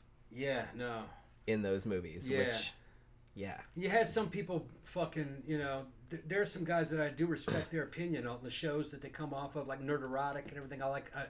He bags on a lot of shit. He didn't like Daniel Craig Bond. He liked, like, Sean Connery, fucking the old school, what was his name? Roger Moore type shit. I didn't like that stuff. I thought it was corny as fuck. I thought it was cheesy. But he liked kind of like a sense of playfulness with it and that's fair. Fantasy, Which that's fair. The last Craig movie did have some of that in it. Because it was kind of homaging the whole series. Yeah. But that's not really what the books were about. In the books, fucking Bond was a dude that looked pretty fucking beat up. He looked like a boxer. And he was in between missions. They had to pull him up out of the fucking gutter. He was a fucking drunk. Because he had PTSD. And he didn't really fucking like his lifestyle that much, And then they kind of clean him up and get him understandable. Ready to fucking do this fucking mission, And really, that's kind of closer to what the Daniel Craig movies were. He was kind of a tragic character in a certain way. He wasn't living his own life, and he knew he was running out of time. That you couldn't do what he was doing long and live. So he was expendable. Yeah, and he couldn't trust anybody. Like I said, I think that the reason that I never connected with the Roger Moore ones, say from the 80s, is because nothing seemed to have any weight to it. No, he was like a superhero. He couldn't get like killed. He could do everything really easy, and he just had like some quip about it or something, which is fine if you're doing a comedy. But I don't know. I never really liked the comedic James Bond stuff, like when they put like gags in there. I don't really like that. Roger Moore, some of the Roger Moore movies I liked. Yeah, some parts of them are good. He could do pretty good. The problem with Roger Moore is, man, Roger Moore, I can never, looking at Roger Moore, he never made me think he could kill somebody. He just didn't. Well, I was like, I could probably whip that dude's ass. Yeah, and he never really convinced me that he could fight. I'm a little person. He never convinced me he could fight. Sean Connery, I'd be more apt to say, yeah, he could kill somebody. Or that version of the character. I believe Sean Connery could kill somebody. Who he's fighting against, they're not real fucking tough guys. And then he runs into guys that he can't kick their asses too, but sometimes, But Daniel Craig, he convinced me in those movies that he could fight. That James Bond could fight. And he could do parkour too. Yeah, well, like I said, I kind of feel like nowadays, that's another thing that's bad. I know people piss and moan about movies nowadays, but at least if they're going to put you in a movie, they're gonna like train your ass and make it look like you can actually do the shit in the movie that they're saying that you can do. You know what I mean? Like, look at all the people in the MCU and everything like that. It's like, we don't want everybody looking like some weedy little motherfucker. Yeah. And saying they can kill all these people with their bare hands unless they have magic powers or something. Right. Yeah. So at least they do kind of like train them and make them look like they can do the shit. Yeah. You know? Craig was looking good through most of those movies. Yeah. And they show scenes where he jumps on some bad guy who had just killed one of his guys. He jumps on him and fucking sticks him with a knife and just bleeds him out. And kills the dude by hand. And he's kind of looking away as the guy's dying, like he doesn't really want to, Yeah, he didn't really want it to go down like that. He's like, he's not trying to enjoy it, but that's... Had to be done. It was just had to be done. Wasn't the best so way to go about it. they let you know that this bomb does fucking kill people. Yeah. Which they rarely ever showed. Like I said, I kind of feel like they didn't take it as seriously. Yeah. I kind of feel like the whole, which is maybe, I don't know. I kind of feel like maybe some people like the old school, like, the suave womanizing Bond of the old days where he's just like, hey, I'm going to, grab this chick's ass or whatever. And it's just kind of like, and I'm going to kill all these people and then like just have my tuxedo on and I'm just like not even ruffled like after swimming from a submarine or what the fuck ever. And it's just kind of like, I don't know, that just seems very silly to me. I would rather a superhero movie. So if you're gonna make a superhero movie, make a superhero movie. If you're gonna make a spy movie, make a fucking spy movie. You know what I'm saying? That's all I'm saying. So I don't like the funny shit. I don't. It's just I don't know. Out of the old Bonds, I actually like the first Timothy Dalton movie, Living Daylights. I thought that was a good, almost a perfect James Bond movie.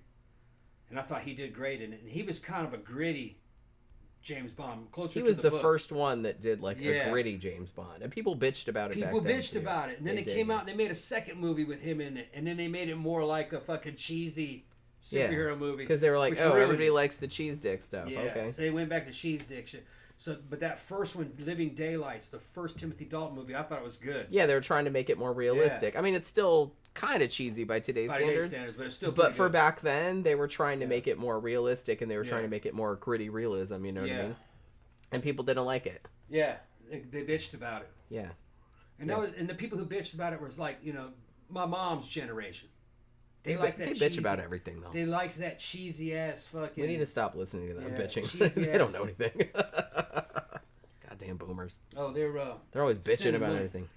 Yeah, I know. I'm way behind. I'm way behind on all the comments and everything. Yeah. Thank you very much, Thanks, Trey. Oh my goodness. Thank you very much for the super chat. Hey guys, I've been swamped with family stuff. Yep. Here is a late wedding present. Aw, thank you very much. That's very nice of you. That's very nice of you. So I know. I feel bad. I got like way behind. Yeah.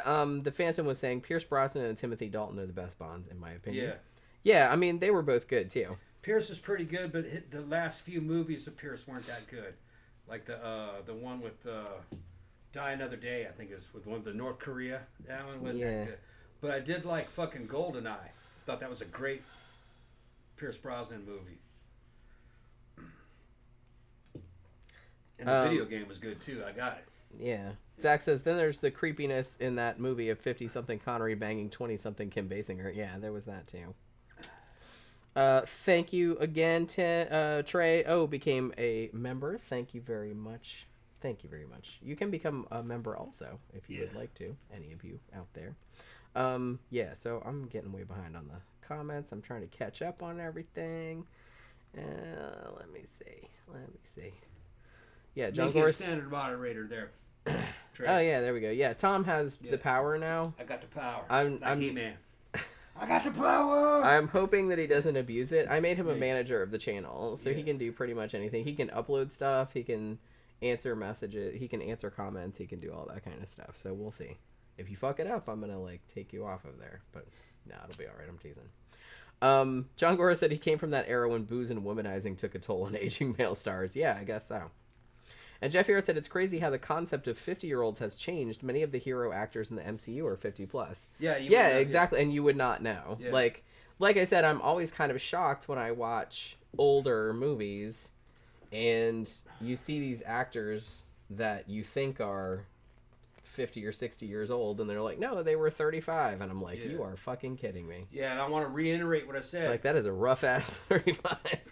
If you spent your whole life sedentary, eating unlimited food, and not being physical at all since the age of fucking teenagers, by the time you're 50, you're not going to be able to recover. Not by normal means. As a matter of fact, you've done a lot of damage to your body. But if you stay active, and then by the time you get into your 40s, you start going into training and fucking taking supplementation, yeah, you can be attractive way into your 60s. I've seen guys that look like me that are in their 70s. But they started their shit in their 40s, 30s. You can't turn it around in a short period of time. It's got to be long term, you know. You can't put 60 years of damage on your body and then try to reverse it in 2 years. Yeah. It doesn't We work were kind that of talking about that the other day because we were talking about plastic surgery. And we're talking about, well, nowadays, I kind of feel like most people know they kind of do it like if you're an actor, actress, whatever, and your looks are kind of your meal ticket, and you have to get plastic surgery. The best thing to do is get like a little bit, little tweaks at a time, starting when you're maybe in your 30s. 30s, yeah. Because you don't notice it. If you wait until you get in your 50s or 60s and then try to do it all at once, that is going to look fucked up. You're going to look like what happened to Burt Reynolds. You're going to look like they pulled all your skin back and stapled it on the back of your head. It's going to look fucking crazy. Yeah. You have to get little bitty tweaks so no one notices. Yeah. Just pull this up and pull that up just a little bit. A lot of those ultra cute chicks in their 20s are getting shit done in their teens. Which is a little excessive, I feel. Yeah, but they're trying to be a little bit prettier than they were. Right. So they have little eye lifts. They're not fighting age. They're trying to be prettier than they were. And honestly, and it's they're like doing it little by little over the decades. I know people piss and moan about it, and it's just kind of like, as long as it's not taken to an extreme, where where you think you never look good enough, and you keep going under the knife, and you keep going into where it becomes like a kind of pathological thing. Like, if you're just going and getting little tweaks every now and then because it's like, oh, my nose is slightly too big or something. Yeah, it might be a little vain or whatever, but it's just like, look, it's their body. It's like, I'm not bothered about it. Good example. And a woman can hold out a long, long time if she's smart. Look at Cassandra Peterson. I think she's 75, 74. Cassandra's cute. Cute. Now, is that natural? No. She's had a lot of work done. But she didn't all have it done at once. It was little by little by little over time. So you didn't notice it. Like I said, she never came out looking like I said, she got her lips injected with, fucking styrofoam or her skin got stapled to the back of her head or anything like that. No, it was little tweaks as she went. Which is kind of the best way to do it. If you're going to do it, like I said, if you're in that industry where your looks are kind of your paycheck. Yeah. And you have to keep up appearances, then it's better to just kind of do like a little bit at a time instead of wait until you get old and everything's saggy and then trying to fix it all then. You guys don't know who Cassandra that's going to look messed up. Cassandra Peterson is also known as Elvira. That's who I'm talking about. She looks great. She does, yeah. You would never know that she was 70. She doesn't look young, but she doesn't look bad either. That's what I mean. Yeah, and as long as you don't, like I said, I don't think they're necessarily trying to look young. They're just trying to look good. Yeah. That's all. You don't have to look young to look good. Well, shit, that woman that was in Excalibur, the one that played Morgana. Helen Mirren. Helen Mirren. Helen Mirren? Is that Mirren. Helen Mirren was in a fucking superhero movie. She's 70-something. She was in it, earlier on last year? Wasn't it like Shazam 2 or something? Yeah, she was in the second Shazam movie. She looked great. I always liked her. Yeah. That's why I want to watch Prime Suspect again, because she was in that. She was always cute. Yeah, I always liked her. Yeah. She's in everything. And then there's that blonde from the one that we're always talking about. One's in the horror movies. Barbara Crampton. I know you. Barbara right. Crampton. She's 60-something. She looks cute, man. Real cute. She's adorable. Yeah, and she doesn't look young. But she doesn't have to because she looks good. That's what I mean. It's no, they're not trying to pass for a 20-year-old. Yeah. It's like obviously you can't do that past a certain point. But you can just look good for your age. Yeah. You can look way younger than you are. Anybody can look good at 20. That's what I mean. It's easy. Try 65. Right. Yeah. It's easy to look good when you're 20 years old. Go look at Barbara Crampton. Go look at Barbara Crampton on her Instagram. She's cute. She's probably about 65. Yeah, I'm her Instagram, yeah. She's so cute because, every picture. She goes around and like, she's at different horror conventions and stuff like that. Yeah. And every single picture, I don't know if it's every single picture, but like most pictures, she's always making this face. Yeah. And I'm like, oh my God, that's so cute. She's so cute. Yeah. Hey, Oracle, what's up? Waves at Jenny and Tom. Hey. How are you? Let's see. They're talking about actors that looked good old. And he said that Charlton Heston looked good old, and also Burt Lancaster. I would argue that Max von Sydow also looked good as an old man. But he looked old his whole life. He did. Well, no, because I saw some Ingmar Bergman films that he was in when he was younger, and he didn't look like a young man necessarily, but he didn't look like an old guy either. But he was always a cool-looking old dude. That's Barbara Crampton at about 65. She is cute as hell. I love her. Yeah. She looks like really not that different from when she was in those Stuart Gordon movies in the 80s. Here's a more close-up of her. And she seems like such a cool person. Yeah. So why would you want to pass yourself off as 20-something years old when you look like that at 65? Not 20, but it's just kind of like, it's okay. Yeah. I'll take it. I'll take it. Yeah, John Gora said the puffy lip injections are gross as fuck. They are, yeah. I think people like overdo it. It depends on who it is. Like I said, you have to do everything has to be kind of subtle. Yeah. If you're gonna do it. Yeah. And like I said, pretty much every actor or actress, whatever, they have all had stuff done. But most of the time, if you know what you're doing, they make it look normal. You can't. Like I said, you can't wait until all your shit falls apart and then have them, hey, fix it, because you're not going to fix it. And the lip injection things is actually kind of inconsistent because it's temporary. That's not a permanent thing. They inject that shit. And they have to do it every for the first couple often. Weeks, it might look fucking crazy. Yeah. But then the swelling goes down and it might look it looks good. like a big hemorrhoid. And then towards the end of their shit, I think it lasts like several months, maybe 4 or 5 months. I thought like every 6 months you had to go do it, but I don't know. I haven't. And in the final months of it, you see it a little bit, but it's kind of understated and it looks real good. It's just when it's fresh, or if they put a whole bunch in there. Yeah, it looks crazy. Though. Yeah, there's a fetish though. Some of these big titty bimbo fetish girls have these giant implants, like the size of beach balls, and then they on purpose inject way too much of that shit in their lips. They have these huge fucking cartoon lips. And they'll do like that, and they'll make videos fucking blowing on fucking... There's the fetish for everything. Yeah, rubber dildos and shit, and they're fucking blowing on that shit with the lips wrapped around it, and they're making a shit ton of money because she's got those fucking crazy-ass hot dog lips, you know? You have to, like... That's not probably what you paid for, but you're like, hey, if people are going to pay to see it like this, even though this is obviously not the ideal situation, then shit, I'm going to take advantage. Yeah. You know what I mean? I get it. It's just fucking, so what you might not think looks good, there's a girl making money on that somewhere. Well, yeah, because like I said, there's a fetish for everything. Yeah. And then, and that's the thing about it is that when you get surgeries, I mean, I know when I got the boobs done, they don't look good for, I don't even remember how long it was. When I first got them done, they're way the fuck up here, and they're kind of square. And it took like a while for them to like look like normal appendages again. You know what I mean? And like I said, and I was kind of lucky because my situation was I had been really, really heavy when I was younger, and then I'd lost a lot of weight. Like I'd lost like 100 pounds, and my boobs had kind of deflated.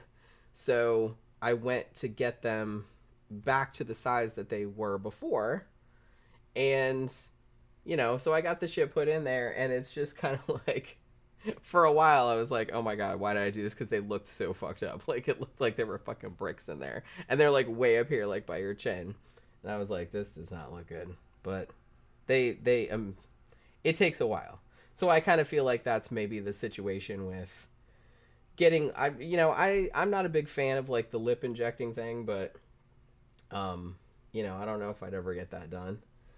But I've seen some real bad like lip filler, but it could be like Tom said, like they just got it done when you're not really. Yeah. That's not really a lot of times how it's supposed to look. Because I was telling them how my boobs looked when I first got them done. Yeah, they look like bricks. That's what I said. It looked like bricks that were like way like right the fuck under my chin, and I was like, oh shit. they're not going to stay like this, are they? I was like, please, I paid a lot of money for this. But yeah, so it was that. You know? So I don't know. It always kind of scared me. That was the first time that I ever had any surgery, because like I said, I mean, I had gone my entire life. I never got sick. I never stayed in the hospital. I never did anything. I'd never had any surgery. I never broken any bones even. So and I'd never been in, I'd never had anesthesia either. So I went in there to do that. I was just kind of like freaking out because I was just like, oh my God, it's like, I've never done any of this before. And also, hemophilia runs in my family too. And I had never been tested for it. And I wasn't sure if, something bad was going to happen because I'd never been tested for hemophilia. And, cause here's the thing, like my family, I know hemophilia, usually, I don't know if you know, but it is transferred generally genetically by women, but it usually just manifests in men. But in my family, my mother's side of the family, a lot of the women have hemophilia, which is very unusual. Now, my grandfather had it too. He actually died of a brain hemorrhage. But a lot of my aunts have it. One of my aunts actually almost died in childbirth because of it. You talking about hemophilia or something? Yeah. Yeah. And so my mom was always kind of like, look, if you ever, get surgery, if you ever want to have kids or anything like that, you really need to get tested because, you could bleed to death. You don't know. And so I was kind of like worried about it, but I was just like, fuck it. I guess I won't know the difference because I'll be under anesthesia, But it turned out okay. I still have not been tested, but I guess I didn't die, so I guess I'm all right. Because I didn't know this, but I guess it can be like percentages. You know what I mean? Yeah. Like you can have, because a lot of my aunts have it, but to different degrees.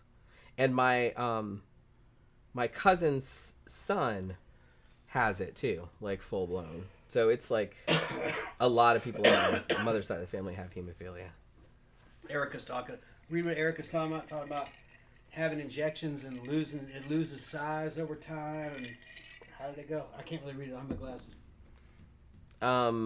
Where did you start at? Okay. Bob. I just want to age with grace. I know I'd like to lose a few pounds, but never injections. If that's your thing, I don't judge. That's the thing that sucks about losing weight. The fun stuff shrinks. Yeah. I hate surgery. I had a few in my day. First was broke my nose as a kid. It was so bad. I wake up sick after surgery every time.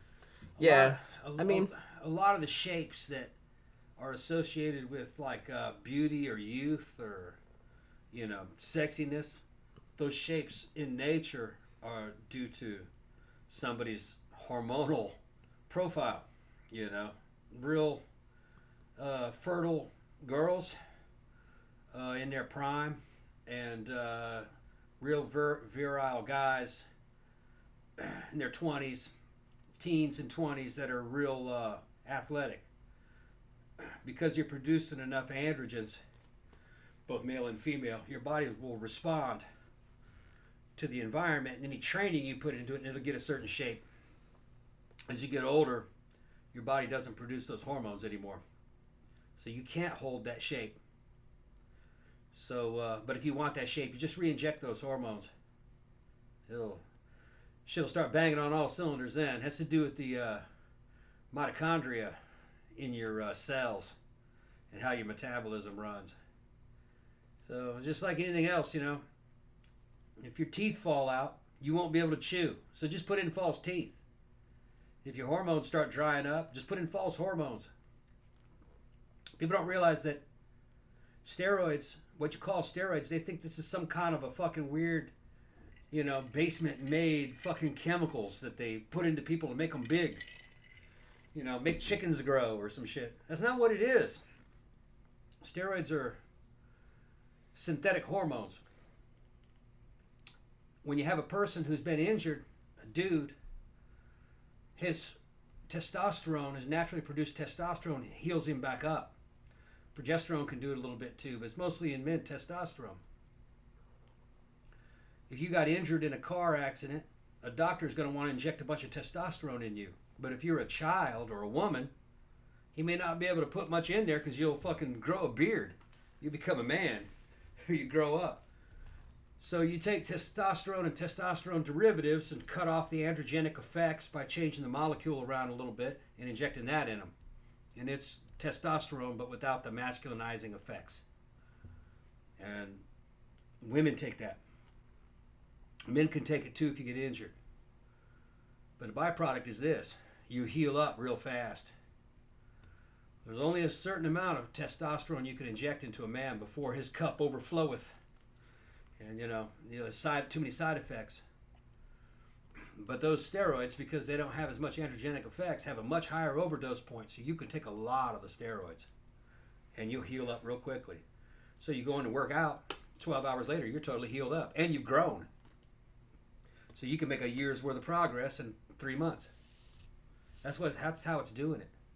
And you're eating like a fucking pig. A lot of protein. That mass has to come from somewhere. So it's not magic. It makes total sense when you understand what it is that you're taking. And a 50-something or 60-year-old guy is not going to have a good physique unless he's on that shit. That's where the fucking MCU is coming from. That Marvel fucking universe. Those dudes are all on gear. Who's that dude that plays the Wolverine? That guy. That actor. What's that guy's name? Shit. It's on the tip of my tongue. Yeah. I saw some girls being interviewed. Hugh Jackman. Yeah, there you go. Saw some of these fucking 20-year-old girls being... They were rating males' physique. And they show a picture of fucking Hugh Jackman. He's just fucking shredded. He's in his 50s. And they say, what do you think of that body? Is that above average or average? And they said, that's an average guy. That's an average body.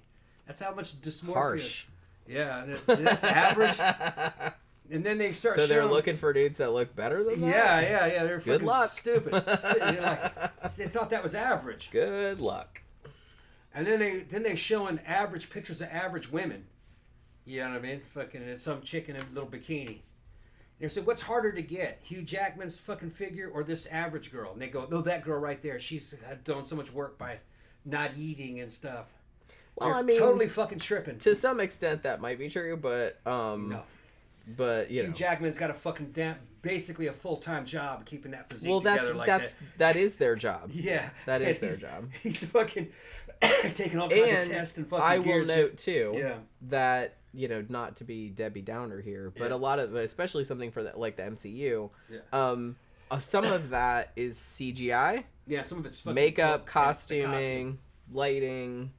Obviously they're gonna shoot everything to make them look as good as possible. Yeah, but no, Jackman is. But he is in really good shape. Yeah. Just his areas underneath here and around his ribs and shit. He's in really good shape. He's in single digit body fat, and for his age, that is not attainable. For you dudes sitting at home looking at Hugh Jackman, all right, you're 50 and you think you can just I'm feeling sorry for yourself that you don't look like that way. He can't look that way either, man. That's fucking hormones. Yeah, I mean, you can't really naturally look like that. No, you can't look like it naturally. I mean, not only do you have to take like a bunch of stuff and probably get surgery, but you also have to like work out and like weigh all your food and shit like that. He doesn't need surgery. You don't need surgery for that. I'm just saying that it's like lots of working out. It's a lot of work to Hugh, look like that. Hugh Jackman was always in good shape. Yeah. So he didn't have to reverse any damage from obesity. Like I said, but they're rich and it's their job. Yeah. So they can have a nutritionist, they can have a trainer, they can have... Well, there's other things different about them. They have willpower. Well, yeah. Well, like I said, they have to. People don't have willpower. Their whole livelihood depends on them looking a certain way. Yeah, and the dudes that didn't have the willpower are no longer... They're not at that level. They got eliminated a long time ago. Yeah. Those dudes are going to make it no matter what. Look at that dude, that actor that fucking starved himself down to nothing to be in that other movie. Shit, what's that guy's name? He's a fucking good actor. I like him.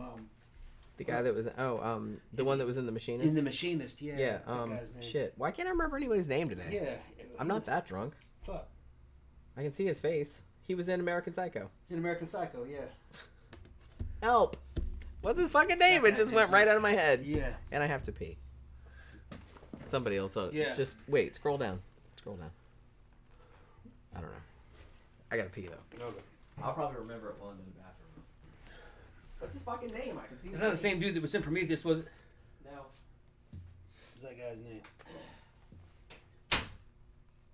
Christian Bale. That's right, Christian Bale. Right. Christian Bale had fucking real intense willpower. You know? If he's looking at a role and says you have to get skinny as fuck, he's like, okay, I'm gonna do it. It's a paycheck. And he just fucking eating chewing gum. Probably on speed too. And just fucking tear the fat off of him and all the muscle. That's rough to get down that light. That's real bad for you. And then to make a comeback, you can't just start eating because you'll put on fat. You got to get back in the gym. And he probably went on gear. Fucking probably went on fucking Decadurabolin and fucking test. Started eating protein like crazy and fucking putting muscle back on him. But you just can't. A lot of those guys have fucking super good willpower. I think out of the main ones today, I'd say Tom Hardy.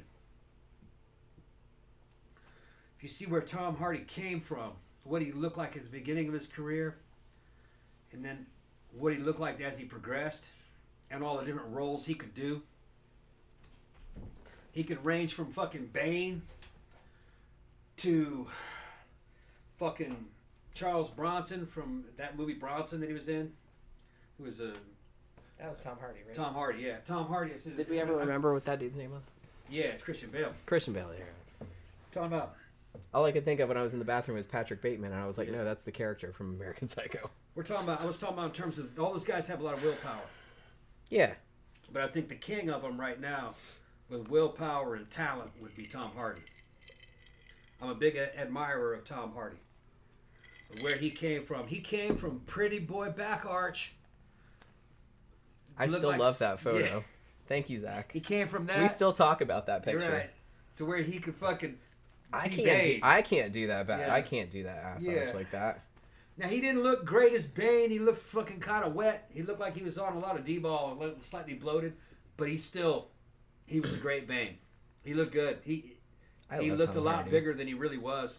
We also rewatched Bronson the other night, too. Yeah. He did a great job. That's a great fucking movie. As Britain's most famous convict. He's a lunatic. Yeah, this lunatic that he called himself Charles Tom Hardy is kind of a lunatic, like, playing him. It's great. Yeah. And he did a great Venom. His work in Legend, where he played Reggie and Ronnie Cray. Played them both. Yeah, that was a great movie. Yeah.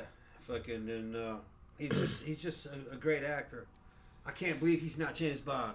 But he's so well known, they're going to say, that can't be James Bond. Which I kind of get that. Like, you want somebody that's maybe kind of well known, but not, like, maybe as big as Tom Hardy would have made a great James Bond. I think he would have made a great James Bond, too. Oracle says Hugh Jackman's background includes musical theater, which can require a high degree of physical fitness. Yeah. And I think that's, like, a great... And like I said, I kind of feel like back in the day, a lot of actors and stuff like that would balk at that. Listen, I'm not doing dancing. That's so girly. No, man. You have to start there. I started there. Yeah, Tom did musical theater. I did that in high school. Yeah. It's there's nothing that it's really good. It's really good training. And shit? Yeah. Yeah. It's really good to be able to fucking and Hugh Jackman can sing too. Yeah. So, he's multi-talented. And knowing how to dance is never a bad thing. Yeah. That pays dividends across like a bunch of different... It's the mind-body connection. Yeah. I mean, it really... And like I said, it's just kind of like, I don't know. We've talked about this before, but I think dudes don't really understand the value of it because 85% of white dudes I see cannot dance. They'll either won't attempt it. They'll just do like this kind of like shuffle, like they're embarrassed. Yeah. Or they'll go so over the top that they look like assholes. What pisses me off is we'll be at the club and I'll see some young guys out there. Then I'm looking at him and I know that the motherfucker's a football player and he can't dance. He's an athlete and he can't dance. It's just fucking you. Like, so how good of an athlete could you actually be? You take some of these brothers that are fucking on basketball team. They can dance. Fuck yeah. They can fucking dance. That's what I mean. I'm talking about white people mostly. He wants to be uptight and shit. They don't understand the power of understanding dance. It helped me with motorcycle riding, anything military, in infantry, IMT, individual movement tactics, room clearing, any kind of acrobatics, jumping over fucking buildings or jumping over walls, jumping through windows. Yeah. It's all kind of the same thing. Crashing through fucking windows, fucking running through fucking cinder, fucking, what do you call it? Not cinder block, fucking sheetrock walls. You know, you're going to have to understand, you have to have a real good mind-body connection. You know, fighting. I almost kind of like, when I'm at the club, like, if a guy, I almost like if he dances, I'm not going to say dorky, but I'm going to say, like, over-the-top dramatic. That's better than just standing there doing the side-to-side two-step. Yeah. Because to me, that says you're insecure, you're not comfortable out here. You know, you're just trying to look like you're dancing, but you're not really having a good time. You don't have any rhythm, shit like that. On the other end of the spectrum, there are guys that will come out there and just go way over the top. Yeah. Because again, they're insecure and they're going the complete other way. So they're just like, "Woo, I'm just gonna make a joke about everything." That is also sucking. Yeah, I'm not gonna go out of my way to pick on white people. Being white myself, I fucking feel your pain. All right, but y'all fucking suck when it comes to dancing. They really do. God, I'm white too, and I'm just. Come on. And the main rule that these dudes are breaking is that they dance to the lyrics, not to the fucking bass beat or the rhythm of the song. You step. And I can't explain how I do it. I just do it. It just. You can't think about it too hard. You can't really think about it. It just happens. Your feet have to step with the rhythm or with the beat or off beat. You can do it off beat too, but it has to be rhythmic. And you're not dancing to the lyrics. I see a lot of these motherfuckers dancing to the lyrics. No, it's to the bass line and the drums. Yeah, obviously. Yeah. Well, and here's the thing. This is crazy to me. So my ex-husband also could not dance. Also a white person. And he was from Wales. Yeah. That was the honky motherland. Right. So yeah, he was super white.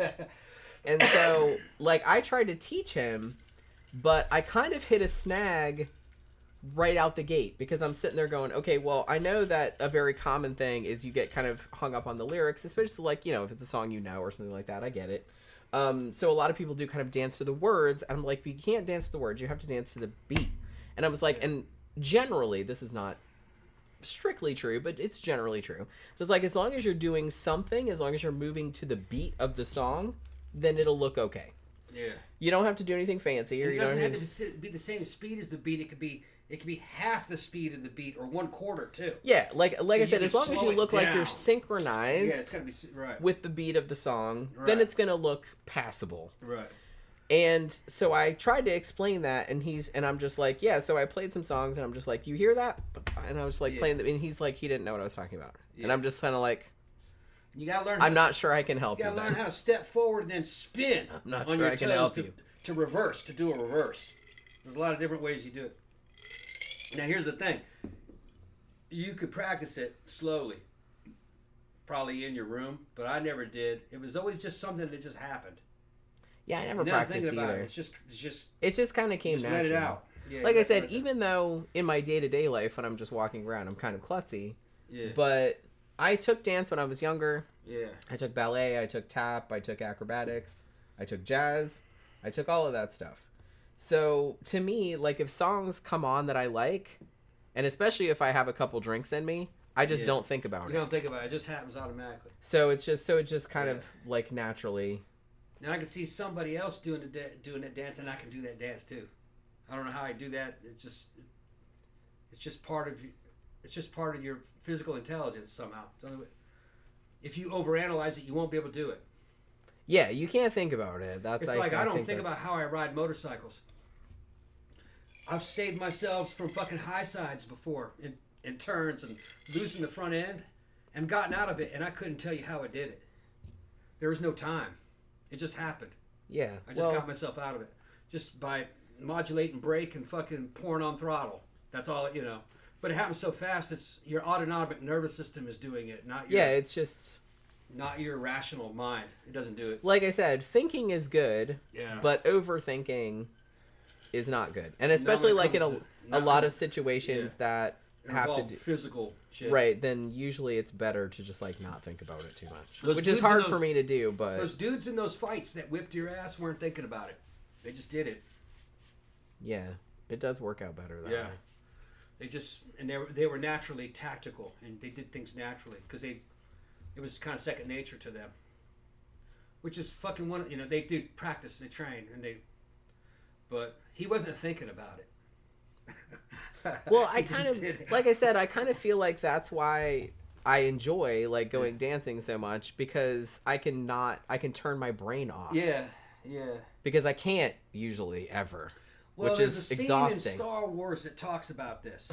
There is truth to this. Martial artists knew about it. They just didn't have the vocabulary to explain it. Obi-Wan's showing Luke. He says, well, maybe your eyes can deceive you. You got to let go. Your conscious self, just use feelings, remember? And he says, I can't see anything. Yeah. And he just let it flow. Reach out and just reach out with your feelings and just let it happen. And he was able to block the blast, and he was blind. You couldn't see it. Now, that's an exaggerated feeling, but he was just going with the flow.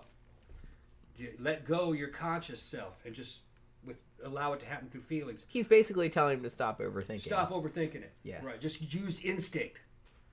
Which I try to do all the time. But. Yeah, now that's... you can't get through a gunfight on instinct.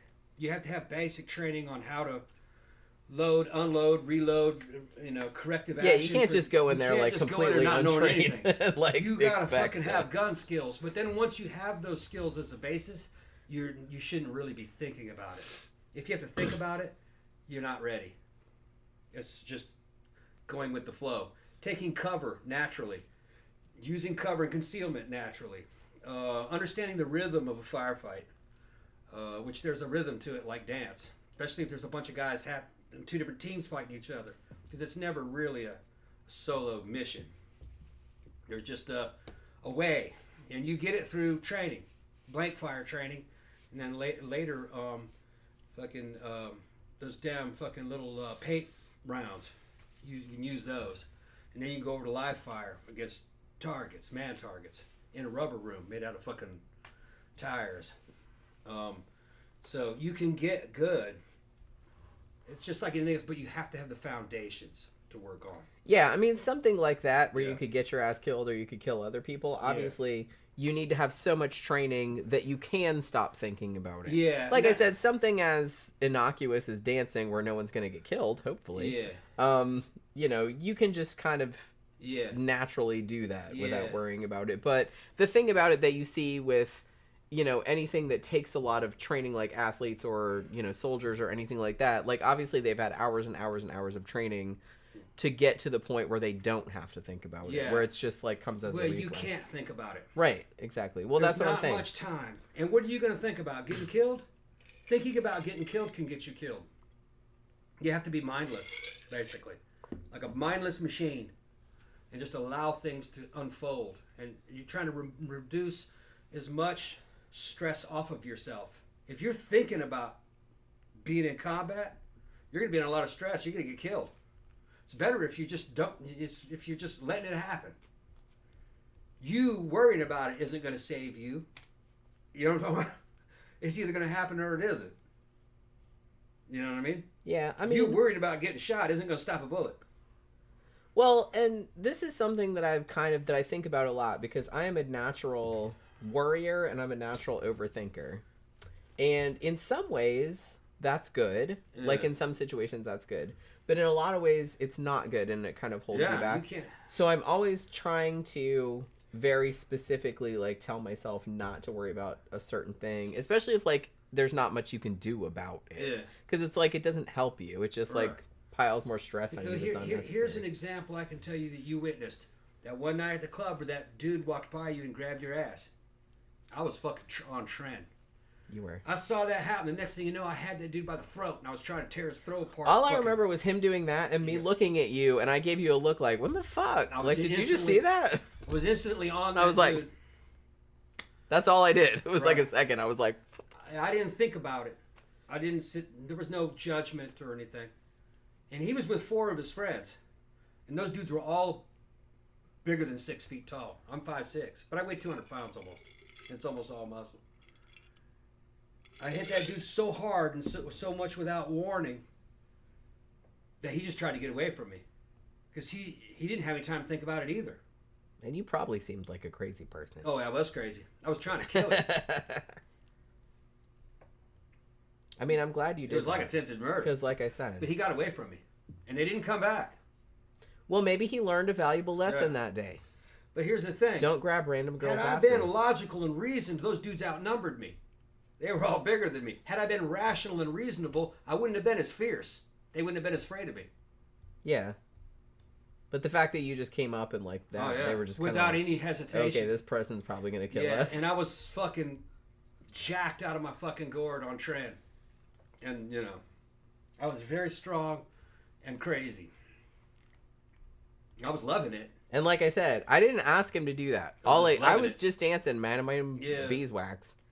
I feel some random ass fucking, and I'm just like, and I look back, I like that, and like Tom was over by the bar, like right there, and I was just kind of like, what the fuck? Like I just went like that, like what the fuck are you touching me for? And I grabbed him by the throat, and it just because I was kind of like, why are you fucking touching me? It just felt like soft chicken skin. It just I could feel my fingers. That's kind of like what it felt like when I grabbed Sarah's neck that time. Yeah, it's like, I had his fucking trachea, and I felt his voice box in my hand. I was trying to rip it out of his throat, which that could have killed him. I mean, probably. I was just fucking furious. It probably would have been no big loss. He fucking got away. Not to be mean, but and then they vanished. Anybody gonna grab a random girl's ass like that? I'm not gonna be too sad if they get removed from the gene pool. Yeah. Just saying. Now I probably wouldn't have done that under normal circumstances. But I don't know about that, but I don't know. I mean, you always were kind of. I would have been like, do these dudes have guns? There's fucking 5. Yeah, but the thing about it is that I've known you for a long time, and you are very protective of me. Like, you kind of, like, I'll do some shit, like, and if it doesn't bother me, it doesn't bother you. But, like, if I'm just kind of like, what the fuck was that all about? You'll go over there and, like, cause something. Yeah. You know what I mean? You've always been like that. Which I like. I like having somebody that'll back me up. See, the thing is, I know better. You know what I mean? If I'm gonna go to the club, there's gonna be alcohol, and you're in there. It's a federal offense. You can carry a firearm in Florida.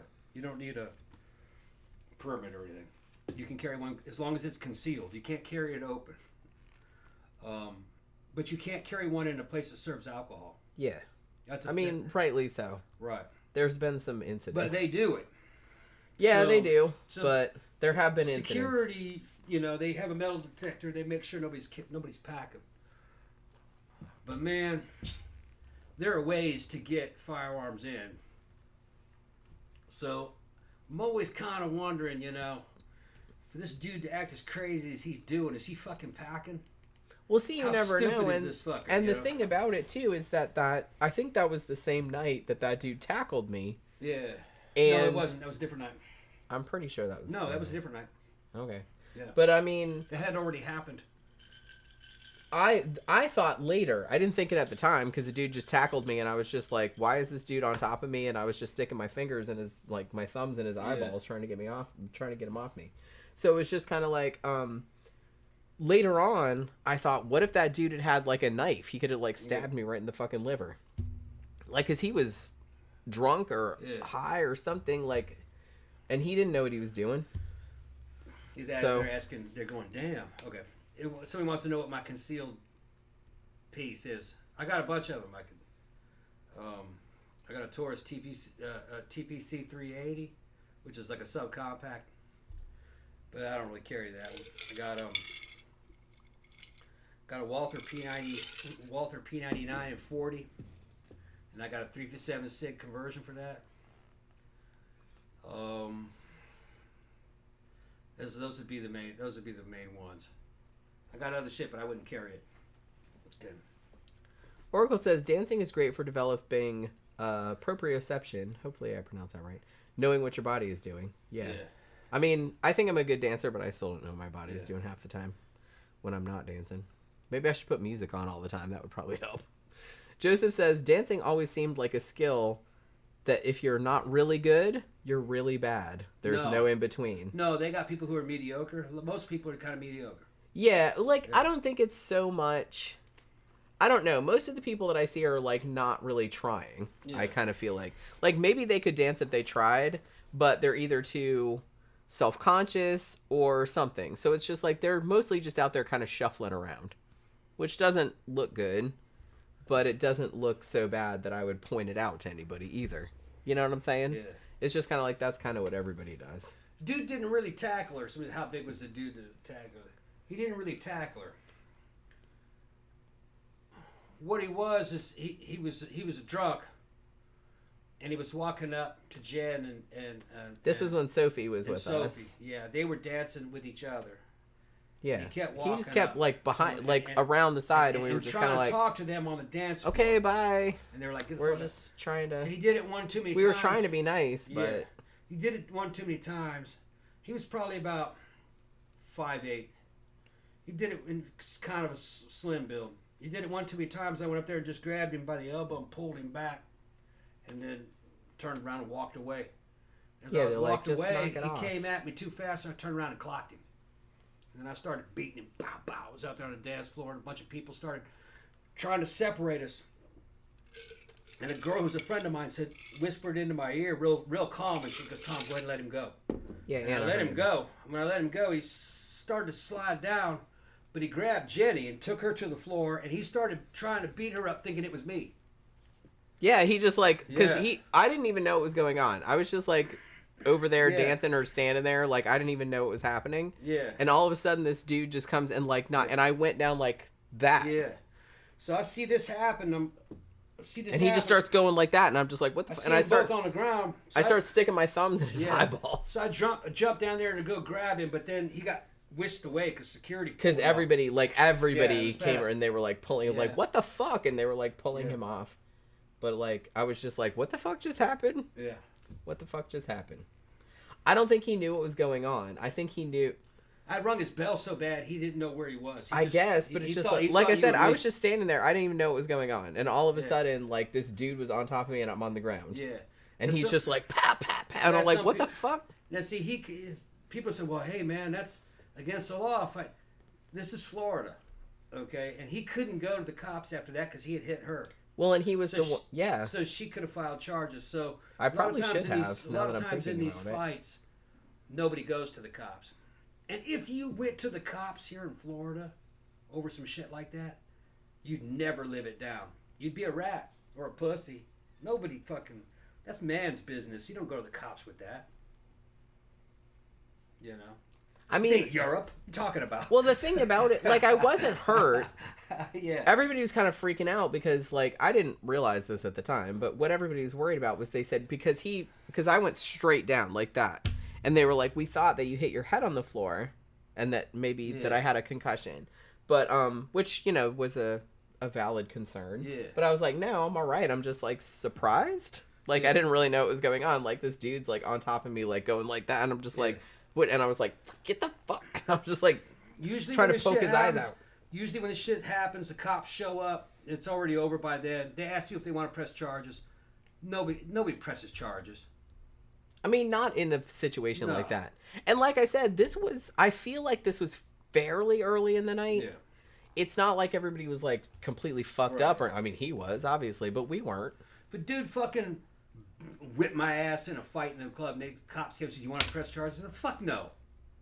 No press charges. What are you talking about? You know. Now, if he's fucking... You know, if you pulled a gun on me in the fucking parking lot and tried to steal my car or some shit like that, that's a different story. But yeah, obviously. But, you know, no, just fist fight? No, that's okay. I mean, depending on what the context was, for sure. Yeah. And like I said, I think I would have felt differently if I'd been badly hurt, which I could have been. Yeah, he didn't have time. Everybody pulled him off. Yeah, I mean, it seemed like a long time, but it was only like a few seconds, probably. It was like 2 seconds. Yeah, because there was people all around. Yeah. And everybody there knows me. I didn't know what happened. Yeah. I didn't know where you went. I didn't either. I saw him down on the ground. You two were fighting each other. I was like, what the fuck? Yeah, that's what I said. Yeah. I didn't know what was going on either. Yeah. I think, because I think I was like turned to the side. I didn't even know. He thought you were me. I didn't even see him coming at me. All I know is like I'm on the floor suddenly, and like some dude is like wailing on me, and I'm just like, okay, this is happening. Yeah. That's cool. He got hauled out, but yeah, that was a weird fucking situation. It was like weird because everyone was like so worried about me afterward. I feel like I said, I think they probably thought that I hit my head on the floor because of the way that I went, which, you know, like I said, is understandable because of the way I fell down. But I was all right. But that was fucking weird. And Sophie was like, man, this would happen on the one time that I was at this place. I was like, well, get used to it because this doesn't happen every time we're at mannequins, but that's kind of why I don't like mannequins as much. Because the chances of something like that happening are never zero. Never zero. So I'm always kind of like worried about it still. Let's see. Jeff here says, I'm a dancing dork, LOL. And then Phantom says, the dancing in 1980s prom night was horrific. I agree. I mean... people in the 80s, a lot of them couldn't dance. Wow, yeah. According to what I've been seeing. Like I said, you see a lot of those... I don't know if it was just like the actors. They're like, hey, dance, we're doing like a prom scene or a nightclub scene or something. I'm like, what the fuck? No, what is wrong with those people? Late 70s Studio 54, those bitches couldn't dance. That's true. Well, like I said, a lot of people... yeah. Can't dance, sadly. Sadly. CP said ass is worth dying for. And then John Gora said should have grabbed his ass. But here's the thing. The thing about that, like I always kind of think about that too. But it's not the same the other way around. Like if he did that and then I turned around and said, "Hey, how do you like it?" He'd be like, "All right. Yeah. Let's go." Yeah. You know what I mean? So it's like it's not the same. They don't feel threatened or anything. They're just like me. They're just like, all right. If I grab his ass. Well, yeah. So, like I said, it would be better if you grabbed his ass or grabbed his dick or something like that and be like, "Hey, want to go?" Like that might be. But if I did it, he'd be like, "Okay." There's no reason to grab. Let's go in the bathroom now. No interest in dick. I mean, that's just There's. So it doesn't work the same the other way around. No, just boy pussy. That's it. It doesn't work the same the other way around. I mean, the only thing they understand from girls, I guess, is violence. I mean, you basically just have to, like, kick them right in the fucking taint. And even then, they just don't really get it. Nah, best thing to do is just to fucking leave. Not even just ignore them and leave. Tell them fuck off. Because they want some kind of interaction. So just act. That's what that's what's so frustrating is that, like I said, I've been not at Mannequins, but at iBar, the old iBar. When it was right on the corner of, Orange and Washington, like right in downtown Orlando. And like, you did get randos in there every now and then. And like, I'd be sitting minding my own business. Tom's in the bathroom or whatever. And one time, like 3 dudes come and like surround my table. Yeah, that was a long time ago. I remember that. Yeah. And they're like trying to talk to the goth girl. Yeah, they're trying to hit on me and stuff. And we're just like, nah, just, it's cool. I'm just like waiting for my boyfriend or whatever. Yeah. Oh, but yeah, but blah, blah, blah. And I'm just like, and like, they just kept going and going. I'm fine. Oh, you know what? Fuck off. Yeah. And then they won't go. They just won't. And then they just start calling you a cunt or a lesbian or something. It's always something like that. They just won't leave. Dudes don't have any game. Just leave. Yeah. We just want you to leave. Like, they don't know any better. I guess not. But it's very frustrating. It's very frustrating to be like, just fuck off, and they won't fuck off. They'll just stay there and try to like justify their presence. Yeah, but look, she's kind of telling stories about the worst of the worst. They're not all like that. That only happened over the past 10 years, 15 years. Shit like that only happened a couple times.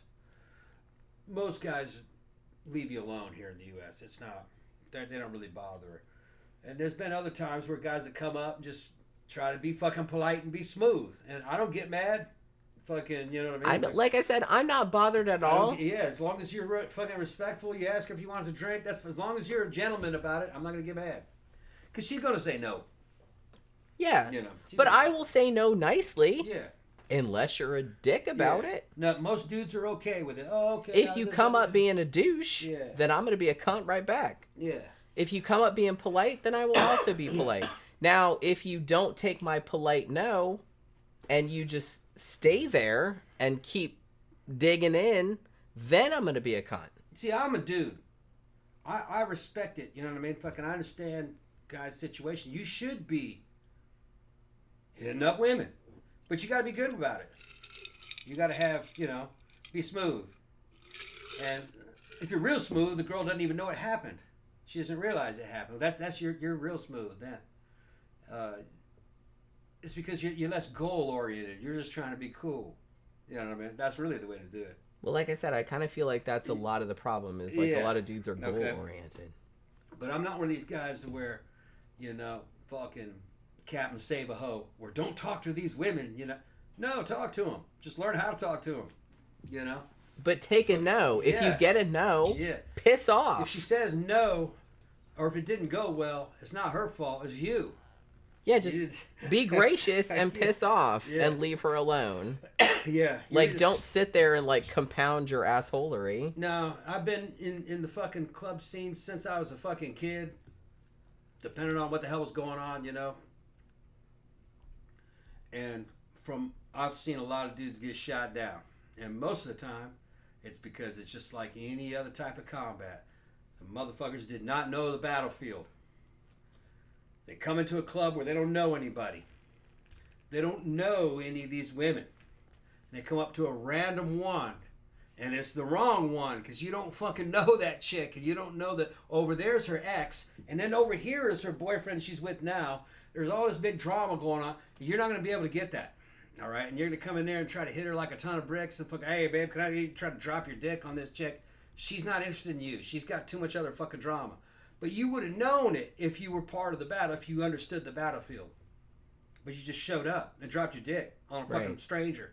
Big mistake. Rookie mistake. Yeah. Rookie mistake. Rookie mistake. All right. These clubs in general are not meat markets. Read the room. Especially not a goth club. Read the room. Yeah, they're not meat markets. All those people know each other and they've known each other for fucking years. So you just can't blow in and pick up one of them girls. It ain't gonna happen. You're gonna get we just shot kind of down. laugh when we like think about Yeah. that. Because we're like, especially in your cheap ass shoes. well, because like I know a lot of other girls that have been in the scene for a long time, and they all have stories about that. Especially not in your fucking red sneakers, red tennis shoes, and those fucked up pants, and you're totally out of fucking. It's hilarious. You just don't belong. We there. still talk about it. It's like, You who don't the know fuck the do you think fucking you culture. are, baby? And oh my goodness. Yeah, and you don't know the music. You don't know anything about what's happening, and you don't know what you look like to her friends. She's more worried about what her friends are going to think. What her friends are going to think of her talking to you. All right? And they're not impressed with you. All right? Yeah, you might have been something in another club. Maybe at some generic meat market up the street. Where everyone sucks. Where everybody sucks and they're all fucking each other. Listening to fucking rap music or something. But in this club, you ain't shit.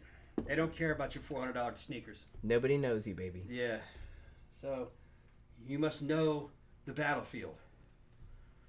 And it takes years. If you're going to go date a goth girl out of one of those clubs, you're going to become known out in that club. And you better have a fucking wardrobe. Well, and you better know your shit, that too. music. You better know that culture. You can't fake it. And you better go in there and make friends with all those people.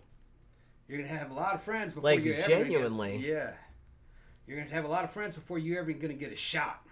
Because I kind of feel like there's a lot of dudes. I see this on Facebook and like Instagram and stuff.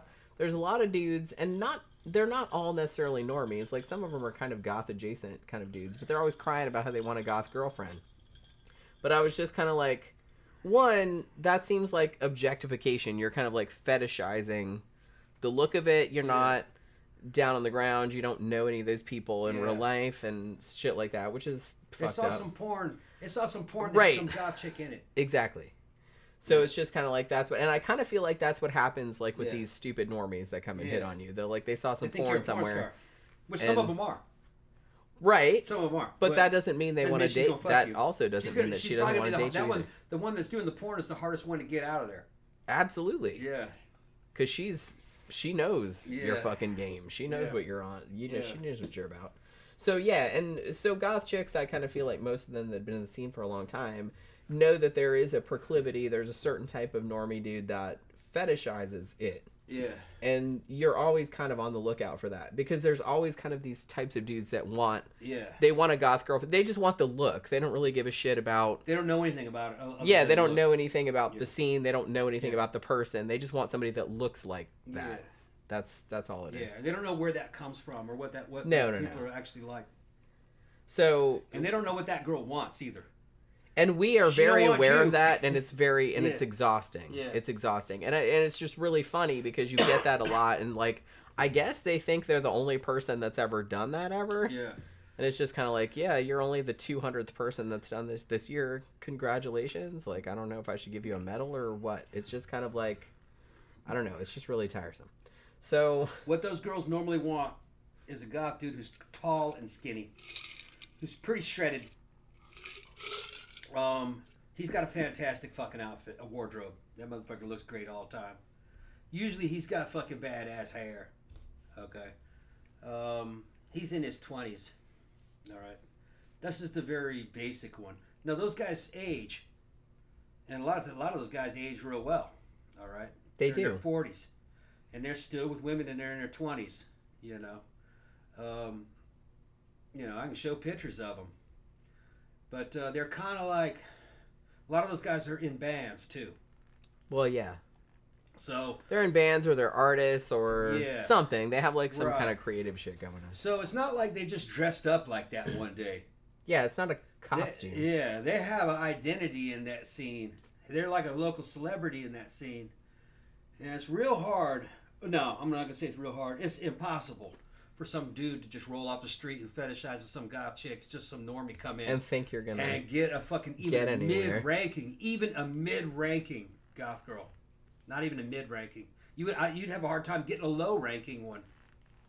They'd have to be real desperate. Yeah, and even the real desperate ones, I kind of feel like probably would say no. I mean, you're coming in like where I don't know what club you came from. Yeah. But you're coming in at the bottom, like way bottom echelon. Yeah. Nobody knows you. You look like crap. You don't look like you know anything. Yeah. And you're going to try and everybody's going to see you as a creeper if you start hitting on people. Yeah. I've been around, man. Goth girls are the hardest ones to get. That's why I stuck around. I had respect for them. They're fucking tough. Normies, I was pulling them out of the singles club all the time. You know, when I was over in Boston. Bitches are easy. Yeah, they're really easy. But and there's not much to them. They're kind of, to me, they were kind of generic. But the goth girls, I liked them, going back to the '90s, and they were bad girls, but they weren't so bad that you couldn't go out with them. They were still good.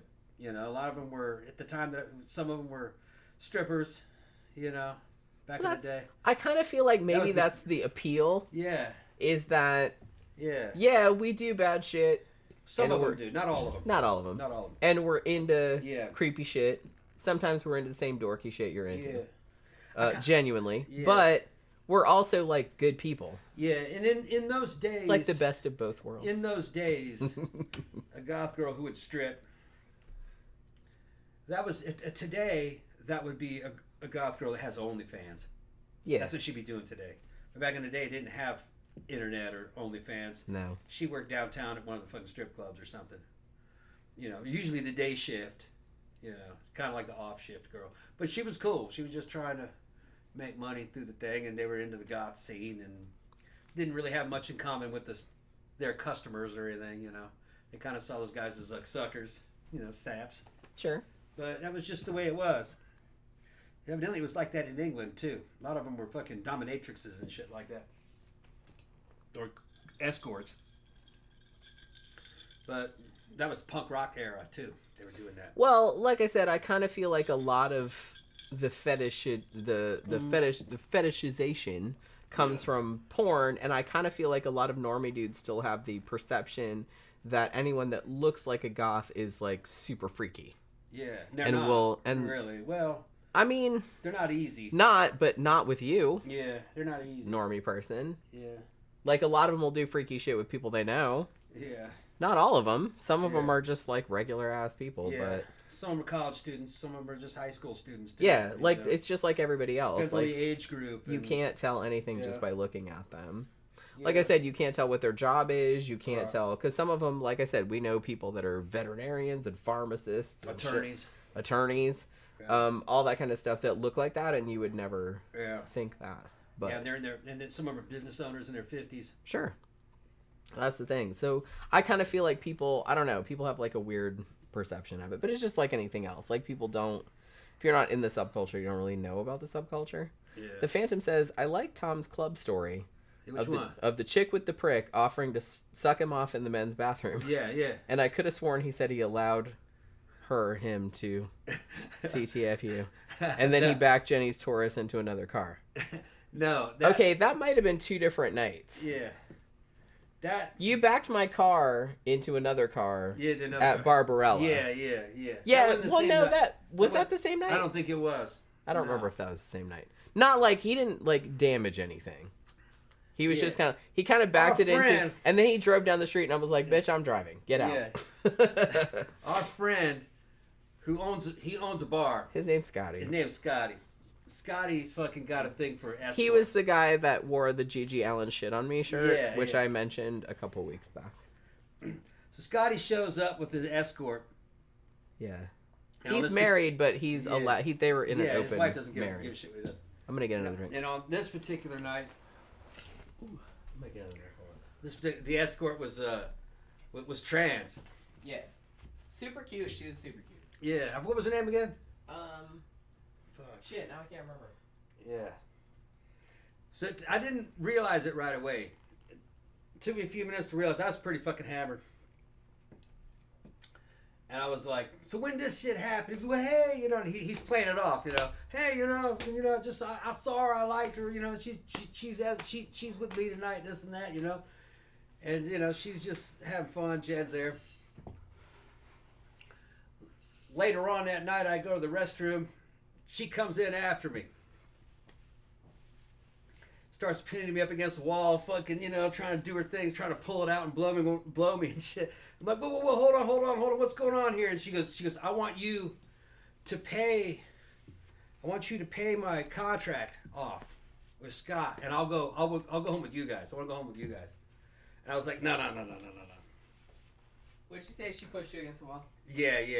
He was trying to get me to pay off her contract with Scott. That's right, you told me. So she wouldn't have to work with Scott. She wanted to work with us. But we had to she wanted me to cover her contract. I was like, no, I can't do that. And she goes, and we found out later she was kind of expensive. Yeah, I didn't even ask. And she's like, but I want to dance with you all. You guys are great. You know what I mean? Fucking, yeah. We are pretty cool. She's going to want to. What was that chick? Ashley. That's right. Ashley was her name. I knew it was just like a regular name, but I couldn't think of it. I was thinking Shelly, but I'm like, no, that's not right. After all that shit went down, so I fucking called Scott again. I didn't call him, I texted Scott. I said, Scott, what are you doing showing up with the trans girls now? He goes, oh yeah, she was cool, I'm fucking, just, you saw her, that kind of stuff. He's all right. He doesn't. Yeah, and I said, I was like, yeah, she was. And he's older than we are. She was passable, I thought it was a girl. And she was trying to get me in a Wiccan coven. Yeah. She wanted to hang the whole time. So he sent me a photograph of her, and I saved it to talk about her on a show. I just don't know if it's on this. I don't know if it's on this tab. I wanted to say that Erica Lynn said, goth clubs look fun. My nerdy hippie looking self wouldn't fit in, LOL. But it looks fun. Do people really just show up dressed regularly? Depends on the place. Yeah. And depends on the night. Mannequins, yeah, but that's just because you just get random ass people wandering in. Barbarella, not so much. You don't get people, because usually the night we go to a Barbarella, there's Saturday night, which is just new wave 80s. So you get kind of like an older crowd. You get like some gothy people, some kind of like regular-y, it's alternative people, shit like that. Most people aren't super decked out. They do a goth night called Memento Mori, like once a month, and usually people come super decked out to that. Yeah. But Some people kind of show up a little bit toned down, but nobody says anything about it. That's on my other tablet, the picture of Ashley. If y'all ask for Ashley, I'll go get it. If not, then I'll just let it be. Jeffy Art said, I had a classmate with a bad attitude, meh looks, and an antisocial attitude who wanted a goth girlfriend to fix him. Complete incel. No. You should not expect a woman to fix you no matter what she looks like. That is some fucked up shit. Fix your own fucking self before you inflict that on somebody else. Just saying. That's pretty shitty, like, in expecting somebody else to fix you. So yeah, that dude needs to work on his own self. Fam says opposites attract all the time. Yeah, not in the goth scene. Not so much. No. I really don't know, because it's such a... There are opposites within the goth paradigm. You know what I'm talking about? There are still... I kind of feel... Here's the thing. It's just, I kind of feel like maybe you and me... Are like that. Are maybe the most extreme example of that. You don't really see a lot of it. And we're not that opposite. I mean, we're fairly similar. Yeah. But... I mean, we have a lot of opposite traits, and you're very outgoing, and I'm kind of introverted, and, you know, politics and stuff like that. But it's just kind of like... Actually, though, no, when you actually get down to our politics, we always actually want the same thing. We just think you get it different ways. Right, pretty much. So it's just kind of like, we're not that opposite. But we are a lot different, like, personality-wise. Yeah. But you don't really see that a lot. I kind of feel like because the goth subculture is so... all-encompassing, like people that have been in it a long time, like we have, and like most of our friends have, it kind of touches every aspect of your life, you know what I mean? So it's just kind of like, you can't really, it's hard for you, I mean, it's hard for me to hang out with regular people, and I forgot how hard it was because I'd been working at home for a long time. And remember when I had that job in Daytona, and like I was like talking to regular people, and I was just kind of like, wow, I forgot how exhausting this was. Like, I have no idea, like, what they're talking about, and they have no idea what I'm talking about, and it's, like, really exhausting, like, having to explain everything, and it's just kind of like, it's just so much easier. Like, you're talking about somebody who was in a Joker makeup grabbing somebody's tits? What was that? Wait, where is Zachary. Oh, Zach says, I looked up one of the clubs you guys mentioned once, and saw a Google Earth photo here, thing in the inside. It was a goth chick on a table, and a guy in Joker makeup was grabbing her tits. Which club was it? It must have been Mannequins. It was probably Mannequins. Yeah. That sounds like a Mannequins picture. Mannequins has all different kinds of nights. It's not just a goth club. It has Mannequins is not a goth club. Yeah. It's kind of like, it's a club. Crazy they party do. Club. Yeah. Yeah. Could be anything. When he started out, like, Big Tom, the owner, when he started out, we met him at iBar, actually. And he was like, it was long his dream to, like, start his own club. He wanted to start a club that was, like, 80s, because we met him at the 80s night at iBar, and he loved that. He loved, like, old 80s goth and stuff like that. Which is, you know, he was a big, like, football player looking black dude. So it's just, like, that was kind of strange for the time. So he was, like, real into that kind of shit, and he wanted to open his own club, and he had money. He had, like, a bunch of other businesses, like, you know, car repair stuff and everything. And he has a contracting business also. So it was a real fancy-looking old building. That might be the castle you're talking about. Oh, it might be the castle then. Yeah. Might be the castle. Yeah. Which is very famous. That's Tampa. That's in Tampa. Yeah. Which is about an hour from here. We go, but only on special occasions, because that's kind of a drive. And it's kind of an ordeal.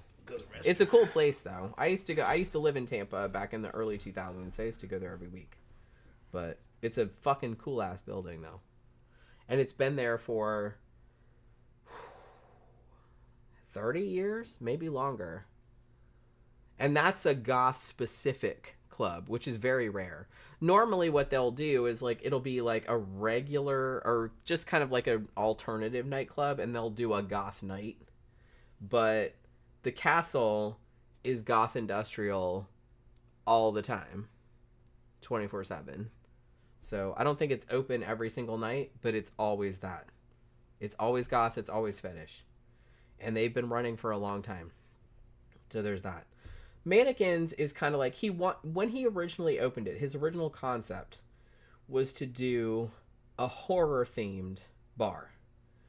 Now, when he opened it, it was only about half the size it is now. Eventually, he did, like, buy the building next door, and then he knocked the wall out, like, to make the dance floor bigger, which was appreciated because it's pretty dinky to start with.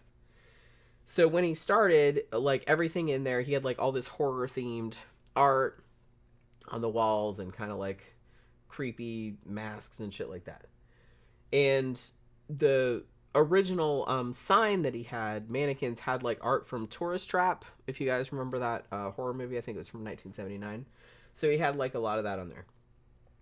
Now, as it progressed and got more popular, it still has horror stuff in it, but he kind of leaned into the mannequins thing. So now he has like a bunch of sex dolls in there and, you know, mannequins and things like that.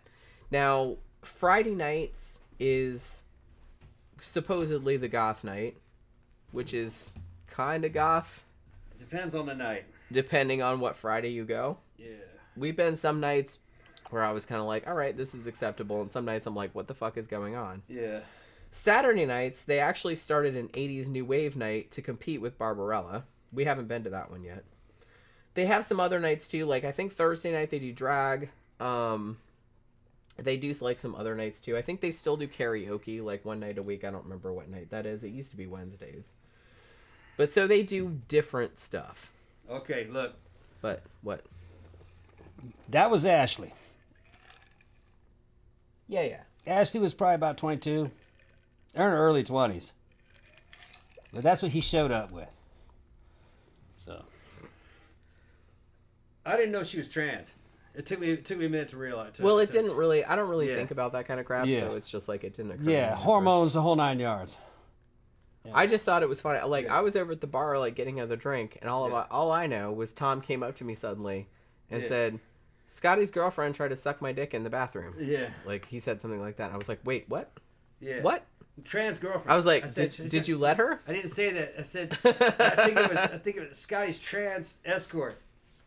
Maybe I did say girlfriend. It wasn't his girlfriend though. I don't remember what you said. And then she came up. She was there, right? And I introduced you guys. Well, you already seen her before, I think. Yeah, because she'd been talking to me about like joining a Wiccan cult or something. Yeah. Man, you made everything bright. She was Why'd like, you do that? She was like, please, I want to go home with you guys. She was and then he walks off with her and she turns around to us and goes, I'm not about this. I mean, I get it. I'm not going to pay off her contract, though. Yeah. Somebody Promise asked... the world says is going to fucking show us, both me and you are going to have a great time. It's going to be, you know... I don't know. I just kind of feel like it's going to be That's like what she was... There we go. Yeah, it was going to be full service. Full service for everybody. She's talking about how beautiful you were and all kinds of shit like that. Yeah. Well. Yeah. John Gora said, did Gigi Allen really shit on him, or was he just fronting? Apparently, Gigi Allen did actually shit on him at a show in 1985. In, I believe, Michigan. So he wasn't just fronting. He apparently did have Gigi Allen shit on him. So that's why I thought that shit was funnier, because I said... That was her. Yeah. Yeah, that was her. Like I said, all I knew about it was that he came to me at the bar after and said she tried to suck my dick. And I was like, well, did you let her suck your dick? Or? Yeah, I was like, nah. I thought it was funny. You probably thought about it for a second. Like, well. I was like, nah. We'll get in trouble here, you know what I mean? Fucking, he's going to get in trouble. Yeah. She was trying to go home with both of us, but she was kind of working on me. She's trying to get me to convince. Right. To pay, you know. She was talking about, she was like making all these offers about. Which is probably not the best option. I kind of feel like, because doing that, that's just going to make me mad. You know what I mean? I think so. I guess not. She didn't think so. Like, I wasn't mad, but I only wasn't mad because you told me immediately, and you said that nothing happened. Yeah. Which I believe you. I wasn't there, but you know what I mean. Yeah. I wasn't in there very long. Well, I don't know. I wasn't monitoring your time in the bathroom, for Christ's sake. All I know was you came out and told me that did somebody try to suck your dick? Yeah, and I thought it was what? funny. And I was like, I what? just thought, I was drunk. I was thinking it's funny. She's in there trying I to was suck like, my what? dick. I was just trying to Yeah. get another drink. I didn't know what was Yeah. going on. Then she came up. And then she came up. After Right. that. And she's like, "Get me out of here."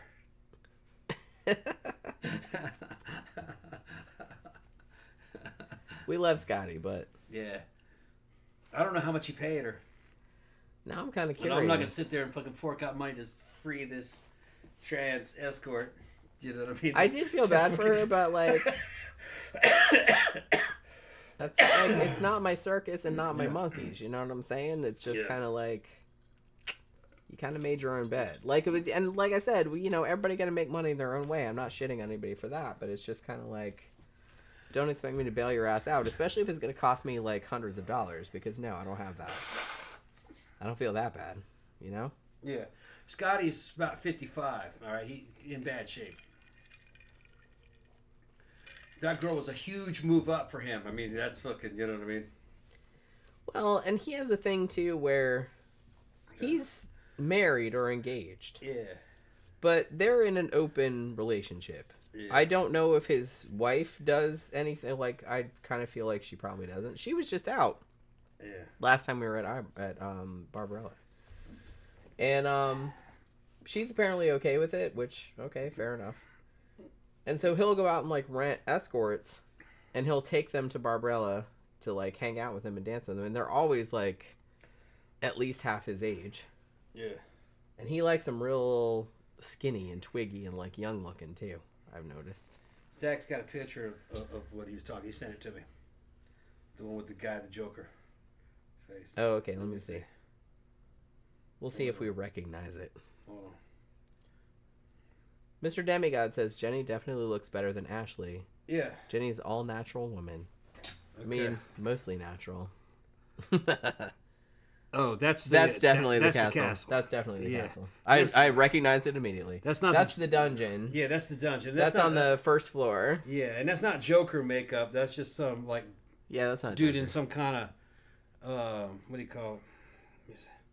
He's in Isn't it funny that we recognize some that? kind of Yeah, the castle has. That's the you castle. come in. Yeah, that's the dungeon. Yeah, in the there's castle. BDSM and stuff. This is like some kind of weird. It's a Satanic huge. thing. It's a huge building. You come in, you pay like right at the door, and there's a little hall, and then right off to your left is a huge room, and then that's the dungeon. So it's like there's all these couches, there's all this shit on the walls where you can like shackle people and stuff. There's all these cages along the back wall. And then, like, if you go upstairs, there's, like, a big, huge dance floor and a big, huge, like, L-shaped bar and shit like that. But that's the dungeon. So that's the first floor of the castle. Murder Hornet's not in the show today because he's out with his new girlfriend. Is that what that is? Yeah, there's Murder Hornet's new girlfriend. Oh, okay. Yeah, down there on the Mexican border. But yeah, so that's the castle. We haven't been there in a long time. It's a cool place, though. It's a cool place. But like I said, we live about an hour from there, so it's like that's kind of like a special occasion Yeah. type of Then shit. you have to drive back. I used to go every week. It's more than an hour. Yeah, Now it, it's more than it an might hour. be, yeah. You know what's crazy? When I was younger, I lived in Daytona, which is on the east coast of Florida. And I used to drive to Tampa every Saturday night to go to the castle. That's a 2.5 hour drive each way. So I used to do that every week to go to the castle.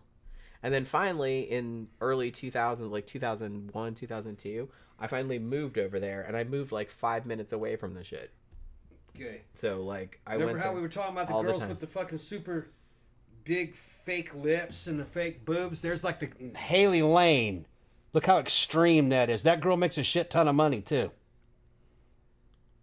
Yeah, her lips are like the size of fucking Vienna sausages. That's the kind of chicks you hire for fucking special occasions.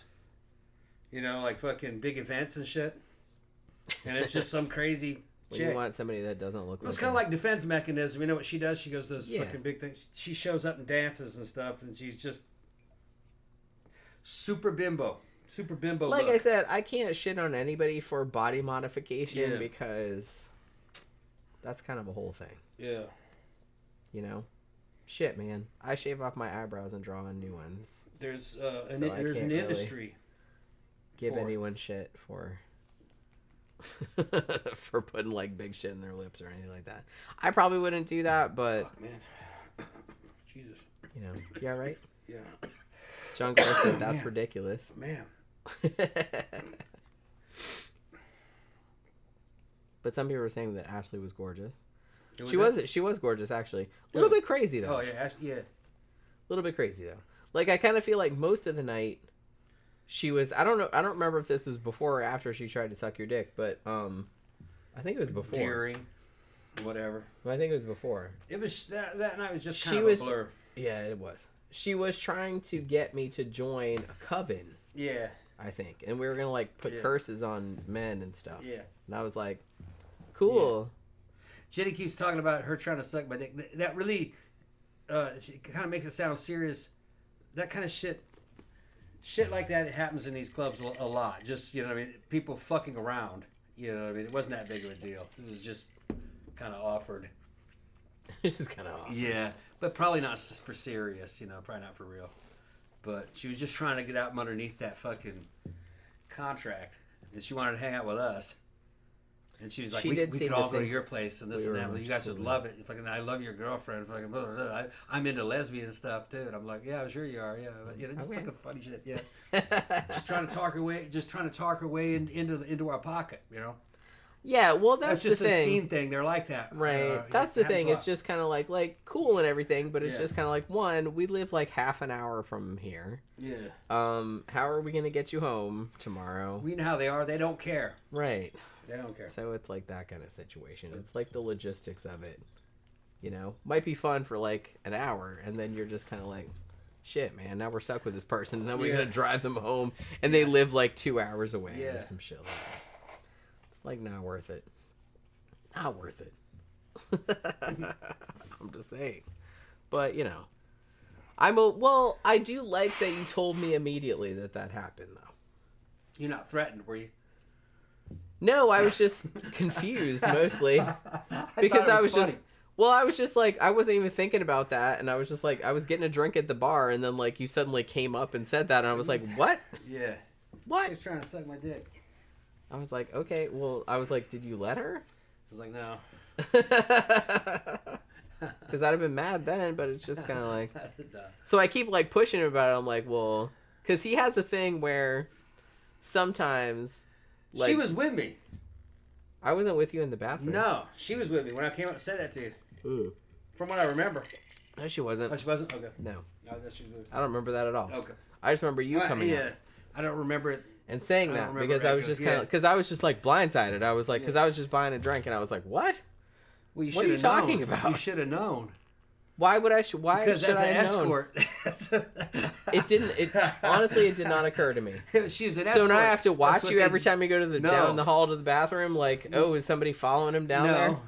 I should have known. No, an escort's gonna fucking offer. I mean, Yeah. I was like, no, I'm good. it didn't occur to me. Yeah. Didn't It's occur to just- Yeah. So it's just like An escort's gonna try to cut a deal. it didn't occur to me. Like I said, I figured she came with Scotty. He It's paid like her. a vending machine. He paid her, No. and so I wasn't thinking about it. Mm. That's my thing. I don't think anything about you, Tom. Yeah. Well, And- he was. unless you say things like that, he and was then that going- makes me think things No. about We talking about? No, I'm just saying. you.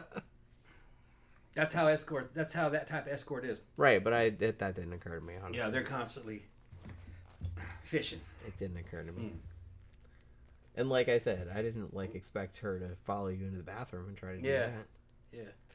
I wasn't pissed off though. That's just she's just trying to. No, I conduct wasn't pissed business. off either. I was just She's like trying to surprised. conduct- she's just trying to conduct business, and she was trying to hang out with us. And I was like, maybe if she'd wanted to do it, like she probably could have approached it a different way, I feel. Perhaps. Look at this. You're thinking like a biological woman. You say that like it's an insult. No, I'm just. I am a biological woman, yeah, no, you're dumbass. thinking, yeah, but she wasn't. So, never mind. You know? Yeah, it's gonna You be a have a little more good way direct. of She was a pro. making everything She's sound a, like no, an insult. she's a pro, and she was a pro, and she was trans, so it's gonna be a little more direct. I guess so, but like I said, it didn't. Yeah. I wasn't thinking about it. Yeah. I don't think you understand. I have like 4 bajillion things going on in my head at any given time. So it's just kind of like shit that you're doing is kind of like maybe 10% of what is happening in my brain right now. There's like fucking burning up. Are you hot? No. Fucking hot, man. You must be sick or something. No. Well, yeah, I'm a little bit sick, but I don't know. I'll be the. But yeah, that's why. That fucking fan isn't on. It's never on. Yeah, usually it's on. No, it's not. We haven't turned that on for weeks and weeks. You can turn it on if you want. It's also been cool lately. Summer's coming. It is. I'm bummed out about it. I can't wait till it's over. Erica Lynn said that would throw you off if anybody said, "Hey, this person offered to go down on me in the restroom." LOL. Yeah. Yeah, like I said, I was mostly just kind of surprised. Yeah. I was like, what? Yeah, Phantom's fucking brought up a good... Fucking Ashley had a girlfriend, too, and they had a kid together. Yeah. Yeah, it was a trip. That was somebody's dad, I guess. I mean... Yeah. Yeah. Sexuality is a spectrum, baby. Yeah. It's not black or white. Don't get hung up on it. CB said, a girl at work fucked me, not the way I wanted. Okay. CB also says, if you like someone, just have sex with them as long as they're not family. It's okay. Well, I don't know if that's the case. But, like I said, as long as everyone's consenting, as long as everyone knows what's what, as long as you're not cheating on anyone, then sure. Knock yourself out. Knock yourself out. All right, I gotta pee again. All right. You talk. What am I going to talk about? I don't know. Okay. You never had a problem before. Starting to get drunk. Yeah, me too. That's the fun part. Starting to get drunk. We're starting to run out of things to talk about. I started getting enough alcohol in me, and I'll start slowing down. So I'm going, man, I'm getting ready to go to sleep.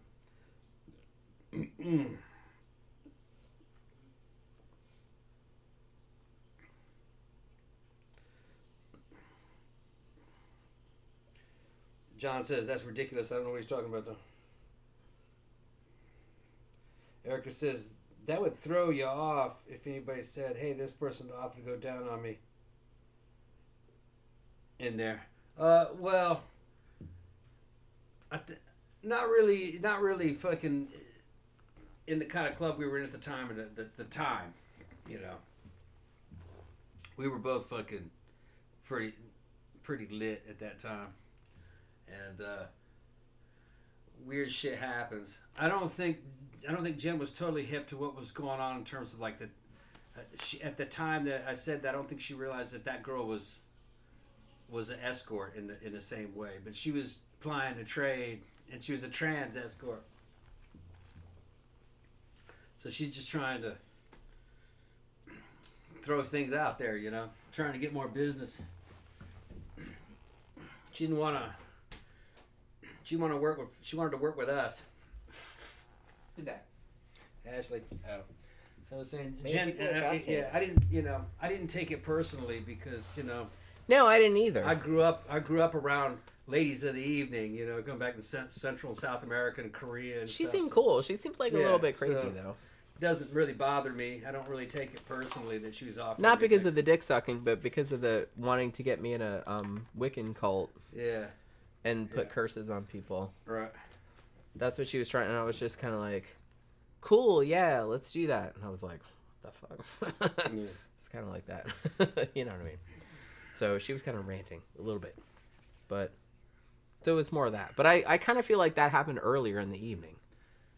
Yeah, it was kind of early. I think it was earlier because I would have remembered if the potential dick sucking had happened prior to that. But she'd been talking to me like most of the night, and she was just going on and on about witchcraft and how we were gonna form a coven and put curses on people and stuff. And I'm just like, cool. Crazy. Yeah. I was like, that sounds real awesome. Like, I don't, I have a hard time I have a hard time with stuff like that. Oh. When you start kind of going on and on about. But that's just like one of the Something things. like that. That's just kind of like one of the many things over 15 years that fucking happened. That was fucking odd. I mean, that was kind of one of We the have more, so many fucking stories. Yeah, there's man. just a fucking shit ton. We've probably forgotten more stories than we fucking Yeah. told. Some of it happened before me and Jen were a thing, you know. And we knew each other, but we weren't going out or that kind of stuff. All kinds of weird things that happened. Funny shit happened. CBS Thomas Full Metal Jacket, the drill sergeant, realistic, and was the training realistic? Well, they were talking about Marine Corps training from the Vietnam era. Okay, that was Arlie Ermy, and he was a real Marine drill sergeant. And actually the training when I was in the Army, in the infantry up at Sand Hill, was in Alpha 254 during the first Gulf War. So it was wartime when I was going through basic training. And it was harder than what they showed on Full Metal Jacket. Harder than that. Fucking, we were waking up in the morning with fucking nosebleeds after a few months from fucking iron deficiency. They didn't really feed you that much. You didn't get much sleep. And it was physically and psychologically a lot tougher. Or in Full Metal Jacket, it doesn't fucking it doesn't illustrate how little sleep you're getting through all that, and how much running around from one range to the next to learn all these tasks, and how many dudes have been eliminated. Because a lot of dudes get eliminated. It's now in terms of fucking Arlie Ermy and fucking all his fucking talk and shit. Is that realistic? Yeah. But each drill sergeant had their own style. They weren't all the same. And they all had their own ways of fucking with you. And you liked them. When they're basically the devil when you first meet them, you know what I mean? But after a while, you get to know them. They're just trying to get rid of the shitbags. They're trying, because in the ranks, you're recruits, and a good 25% of these dudes don't belong there. So they're trying to get rid of them shitbags, and that's the first 1/3 of it. And then once all those guys are gone, it changes, because they pretty much know that they're working with the guys that they're going to keep. So they're still hard on you, but they're not as fucking cruel. They're not trying to eliminate people in the same way that they were. They're not hunting out weaknesses, because they've kind of already done that. It's just different, you know. My favorite one was Drill Sergeant Howell. And what was different about Howell, he was a big old black dude from the South. And what was different about him is that fucking everybody liked him. He was fucking really hard, but he was extremely fair. And after we graduated, the whole platoon went to the 1st and the 506 Infantry in Korea, at Camp Greaves in Korea, right there near the DMZ. And 2 months later, Howell shows up. He gets sent there. So our drill sergeant was now a squad leader in our battalion. And everybody got to see him and get to know what he was like as a regular squad leader instead of as a drill sergeant. He was cool. And he'd fucking laugh, about shit that he did to people in basic training. I'll tell you a story about Howell. We were at one of these ranges. I don't remember which one it was, but I had this fucking stupid ass detail to hold up to put up a water blivet, and it was a big fucking canvas bag that you could hang up and fill it up full of water, and water would constantly drip from the outside of it and kind of keep it cool, and it had a little nozzle you could fill up your canteens. And me and a tall, skinny black guy named Hooker, we had that detail. The rest of the platoon's doing other stuff. I don't remember what the range was. It was towards the end of the course. He had me doing something, fucking picking up collecting the garbage cans or something. I was other end of this parking lot, and I could hear drill sergeant going, Ross! Ross! He's calling me from a distance. I'm, what the fuck? And I come running, yes, drill sergeant, yes, drill. I'm standing at the parade rest, and he goes, where's Hooker? And I said, excuse me? I said, what's drill sergeant? Where's Hooker? And he says, I don't know, drill. Where's Hooker? And fucking, I'm looking around, I go, where is Hooker? He goes, find him, find Hooker. And I fucking heard a noise up in the trees, and I look, and Hooker's up on a tree about 30 feet up in a tree, upside down, holding it like a fucking koala bear. And he was up there just holding on. And he says, he's getting ready to fall. He's getting ready to fall, Ross. Well, wait, catch him. What was he doing up there in the first place? Being punished. Oh. There's something called, they would say, you're not qualified to do what you're doing. That's why you fucking suck, It's because we're going to qualify you. And they would make you stand at like the front-leaning rest position, which is the push-up position, with your feet up against a tree. And they would say, I want you to back up, with your hands. And then walk your tiptoes up on the fucking base of that tree until your feet are up in the air. You know what I mean? And so you're kind of like in a push-up position with your feet going up. Sure, I got you. And then they go, wrap your legs around the tree. You know what I mean? And then you wrap your arms around a tree, and then you're just sitting, your head's mashed into the fucking dirt. And they go, an inch up that fucking tree backwards. And he goes, you're just like a koala bear. You're koalified.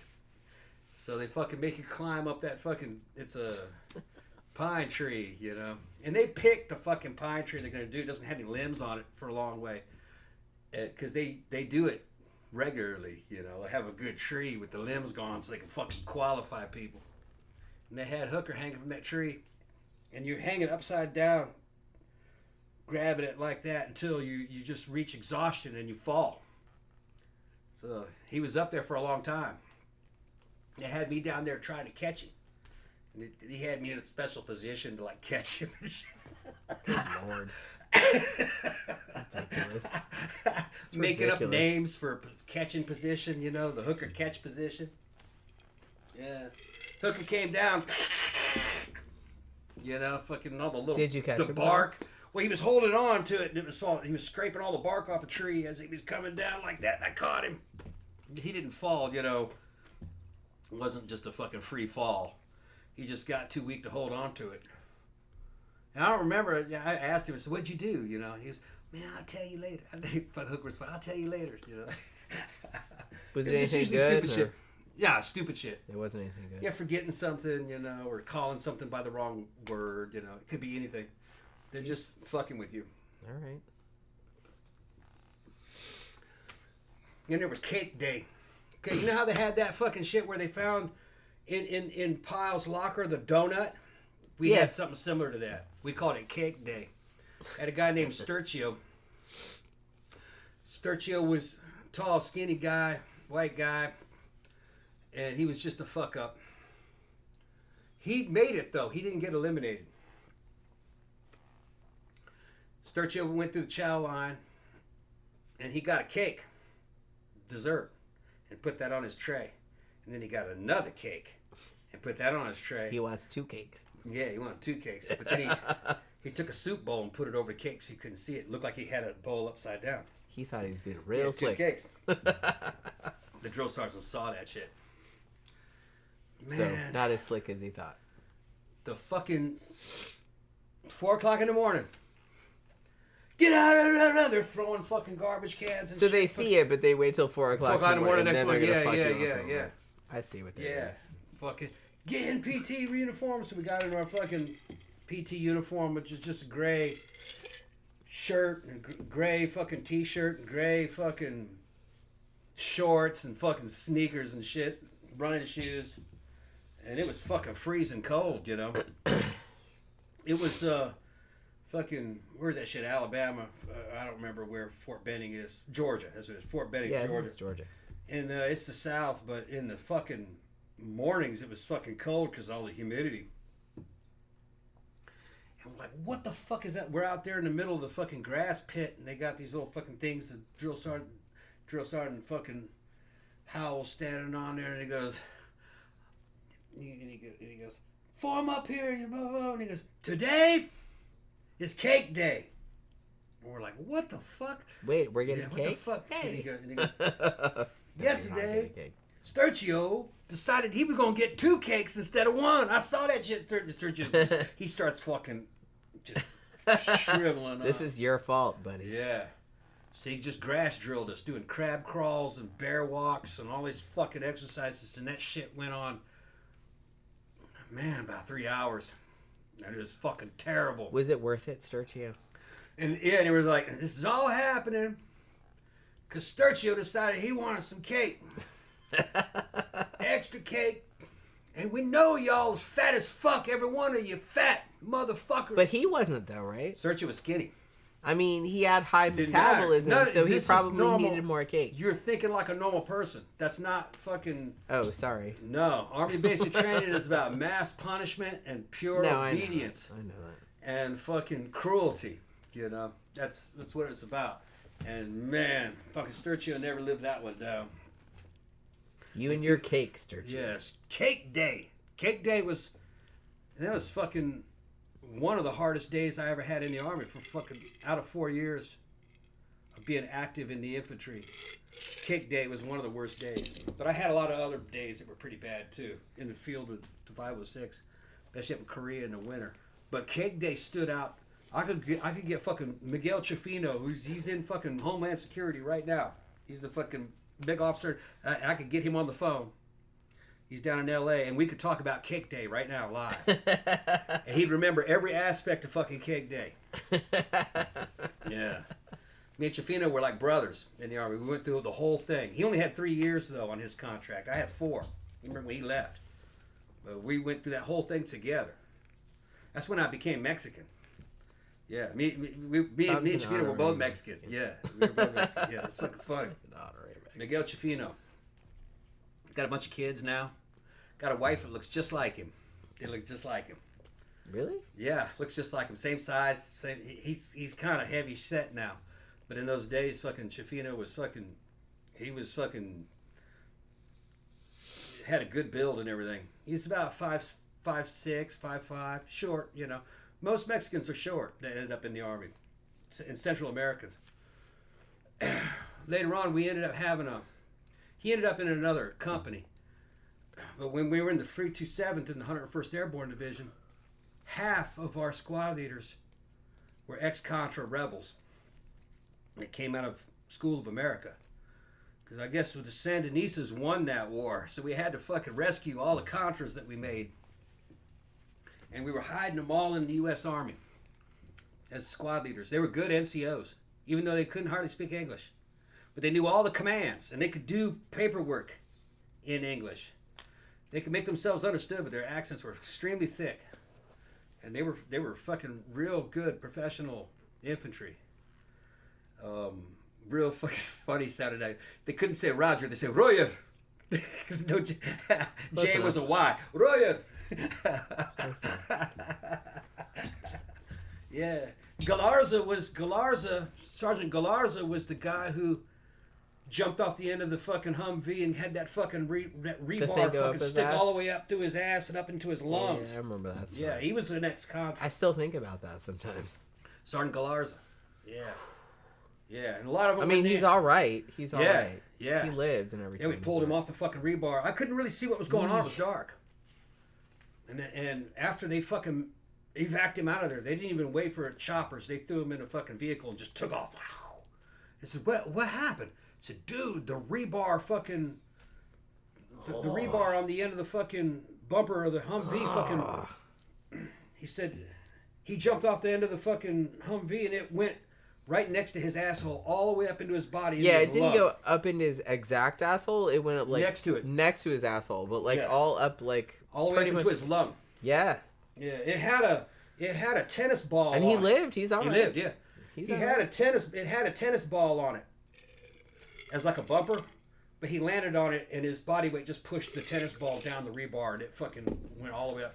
And he was standing on the ground but couldn't walk. That can be the heat. And they were like, "What's wrong? What's wrong?" They didn't understand evidently because I heard the story. So he couldn't walk away from the vehicle because he was fucking on a rod, an iron rod up in it. And they lifted him up. I could see him lifting him. What the fuck is going on? Oh my god. But it was dark. I couldn't really. You can't turn on a flashlight in the infantry. Oh my god. And they threw him in a vehicle and just. The CO was there. They said, "Get him out of here! Get him out of here!" He came back about 2 weeks later. And then fucking big standing ovation and shit. He comes in front of the company and goes, "I want to thank you guys for having me, man. It was great. I lost my virginity." Ah. Well, at least he has something. So, yeah. So then they said, what'd they do to you in the hospitals? Man, they put like a ramrod up in me, man, with a fucking brush on it. And they were fucking going and they cleaned that fucking channel out. So I was all up in there, man. And then they just sewed it up. Nothing. Just sewed it up. That blows my mind. Yeah. Yeah. And he didn't bleed much. Just a few drops. Yeah. I mean, I've heard a lot of stories like that where people like jumped on fences or Yeah. jumped and like some like went right up their ass or right, Yeah. and like they're okay. Like it's not ideal, Yeah. obviously, but it's just kind of like they live. Yeah. You know what I mean? So he told me that story and I was just like, oh, that freaked me out so bad. Yeah. And it didn't even go in his ass. It went like next Went to next his to ass. it, yeah. Like all up in his guts and stuff. Yeah. Had a mass shooting happen one time. It wasn't in my company. It was in, I think it was in, I was in Alpha Company at that time, 1st 327th. I think this guy was in Bravo, Charlie Company. He was getting kicked out of the Army on a Fat Boy program. He wanted out because he had a big job waiting for him. It was in computers. He got a new first sergeant, came from Korea, who was tough, and he just says, "Nah, you're not getting on the Fat Boy, bro." He fucking tore up his papers. Says, "I'm gonna work that fat off you." Dude goes out to the fucking car. He had a car in a parking lot. 357 Magnum revolver, loaded it up, put 6 rounds in it, put the rest of the 50-round box in his fucking cargo pants. Walked into the fucking. I didn't see this happen. All right, I wasn't on post. I came back later. A friend of mine was on CQ, answering phones at the office next to it. Dude walks in there, and evidently, according to witness, he goes, "Where's the first sergeant at?" No. He goes in. He goes, "I'm gonna talk to first sergeant." I said, "Okay." He goes over there and just fucking knocks on the door. First sergeant, "Get the fuck in here." Get the fuck in here. And he walked in there. And he goes, "What the fucking boom, boom, boom." Shot him twice.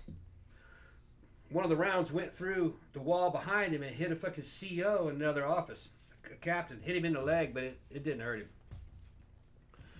He comes back out, and a supply sergeant runs out of his little office. Says, "What the fuck was that?" And he goes, I just killed the first sergeant."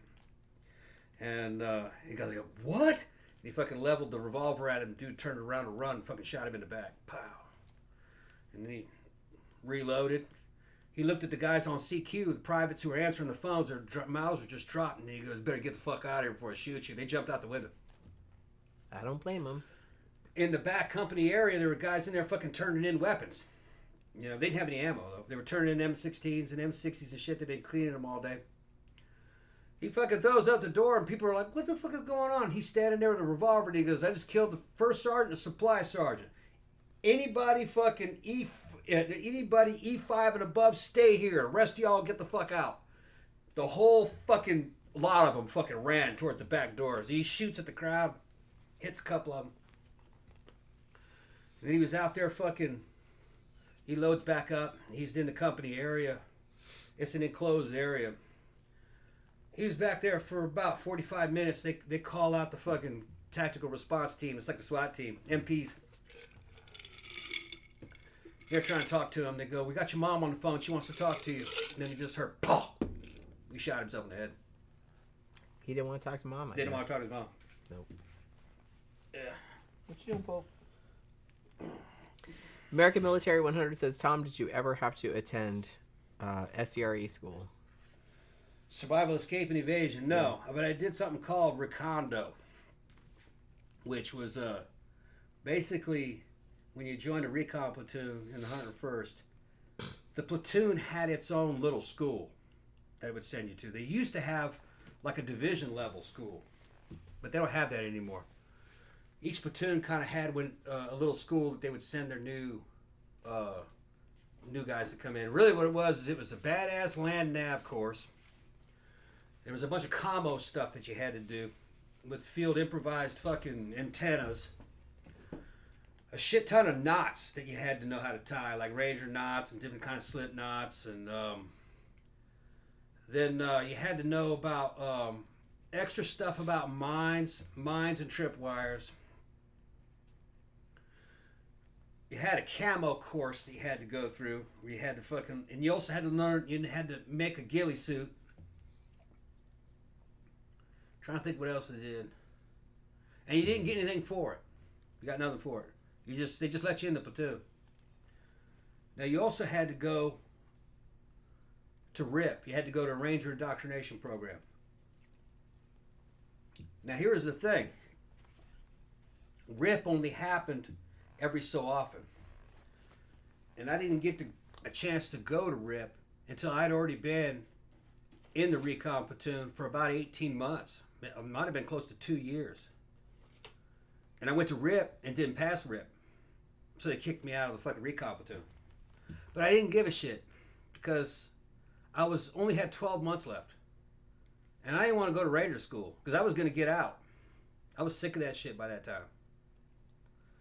And they were kind of mad at me. I was like, why do I have to go to RIP, man? I only got 12 months left. They said, don't you want to fucking get your Ranger tab? Aren't you going to stay in? And I was like, nah, I don't think I'm going to stay in. So they were already kind of, if you're not a lifer, you know what I mean? They start looking, so, okay, so you're reaching your expiration date, that kind of shit.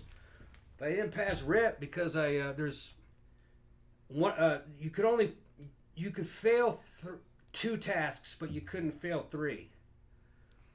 And one of them that I failed was the grenades. You had to throw grenades at a certain distance, and they all had to land inside of a ring. And that's an element of fucking luck with that. Throwing them dummy grenades is kind of bullshit. Failed that, and the other one was the swim test. And the swim test, you had to, in full gear, LCE, K-pot, you had to have your weapon. They would take I think it was a 30-pound rucksack and throw it in the bottom of the pool. And it had a line on it. And then you had to jump in the pool and go in there and get it. And it was, I think, 9 feet. So I'm fighting my way to get down to the bottom of to the fucking ruck. I got the ruck. Started bringing it up. And it's filled with water. And you can't drop anything. You can't drop your rifle. You can't drop the helmet or anything.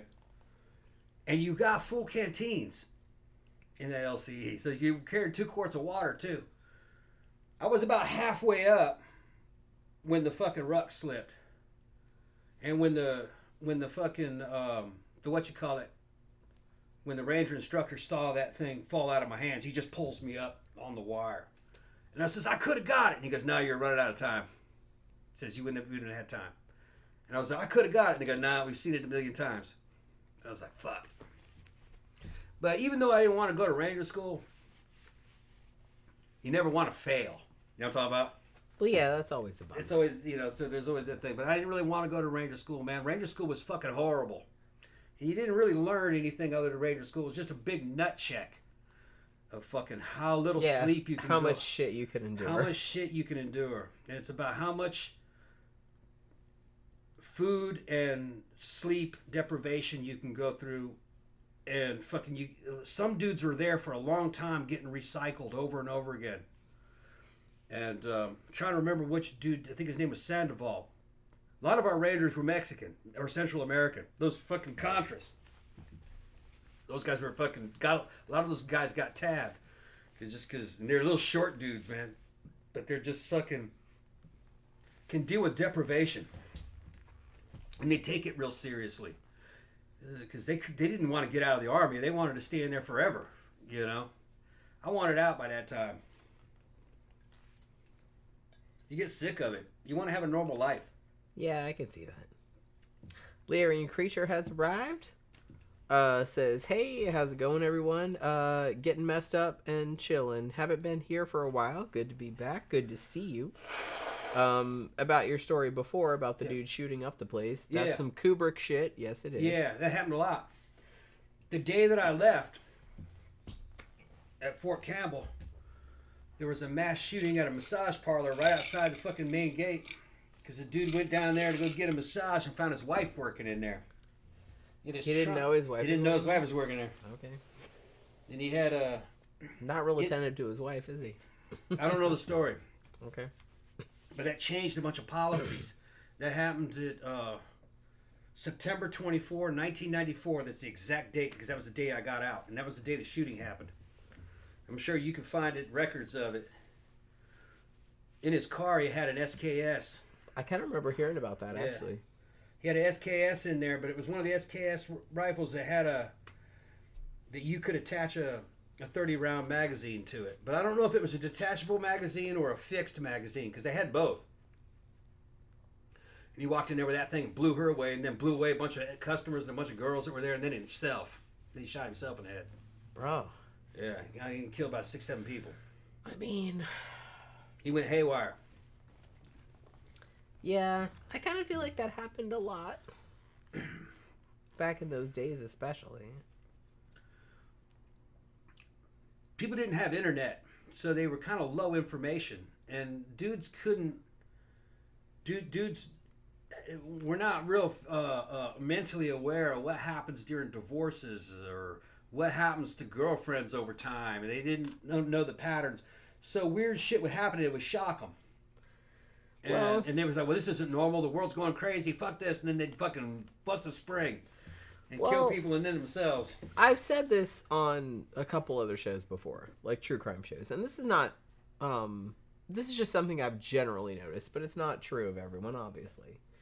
No. But I do note, because, like, you know, dudes, mass shooters, people of that nature. When shit goes bad in people's lives, men generally tend to blame something outside of themselves. They blame someone else, the system, my ex-wife, whatever it is, and they will blame that person. And a lot of times they will there will be repercussions against that person. Whereas, like, if something bad happens, women generally will blame themselves, even if they didn't do anything to cause it. And that is not true across the board because obviously everyone's different. But I have noticed that is something that is a very common.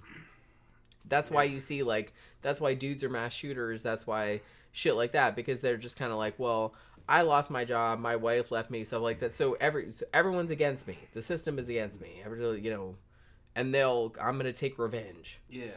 That's what they do. But it's like, no one's against you, dude. It's just like bad shit happens to everybody.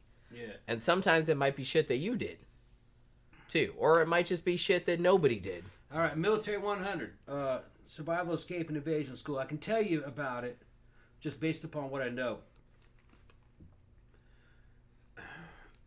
Survival, Escape, and Evasion was something they kind of came up with during the Vietnam era. And if I remember correctly, I think it was Vietnam when they really...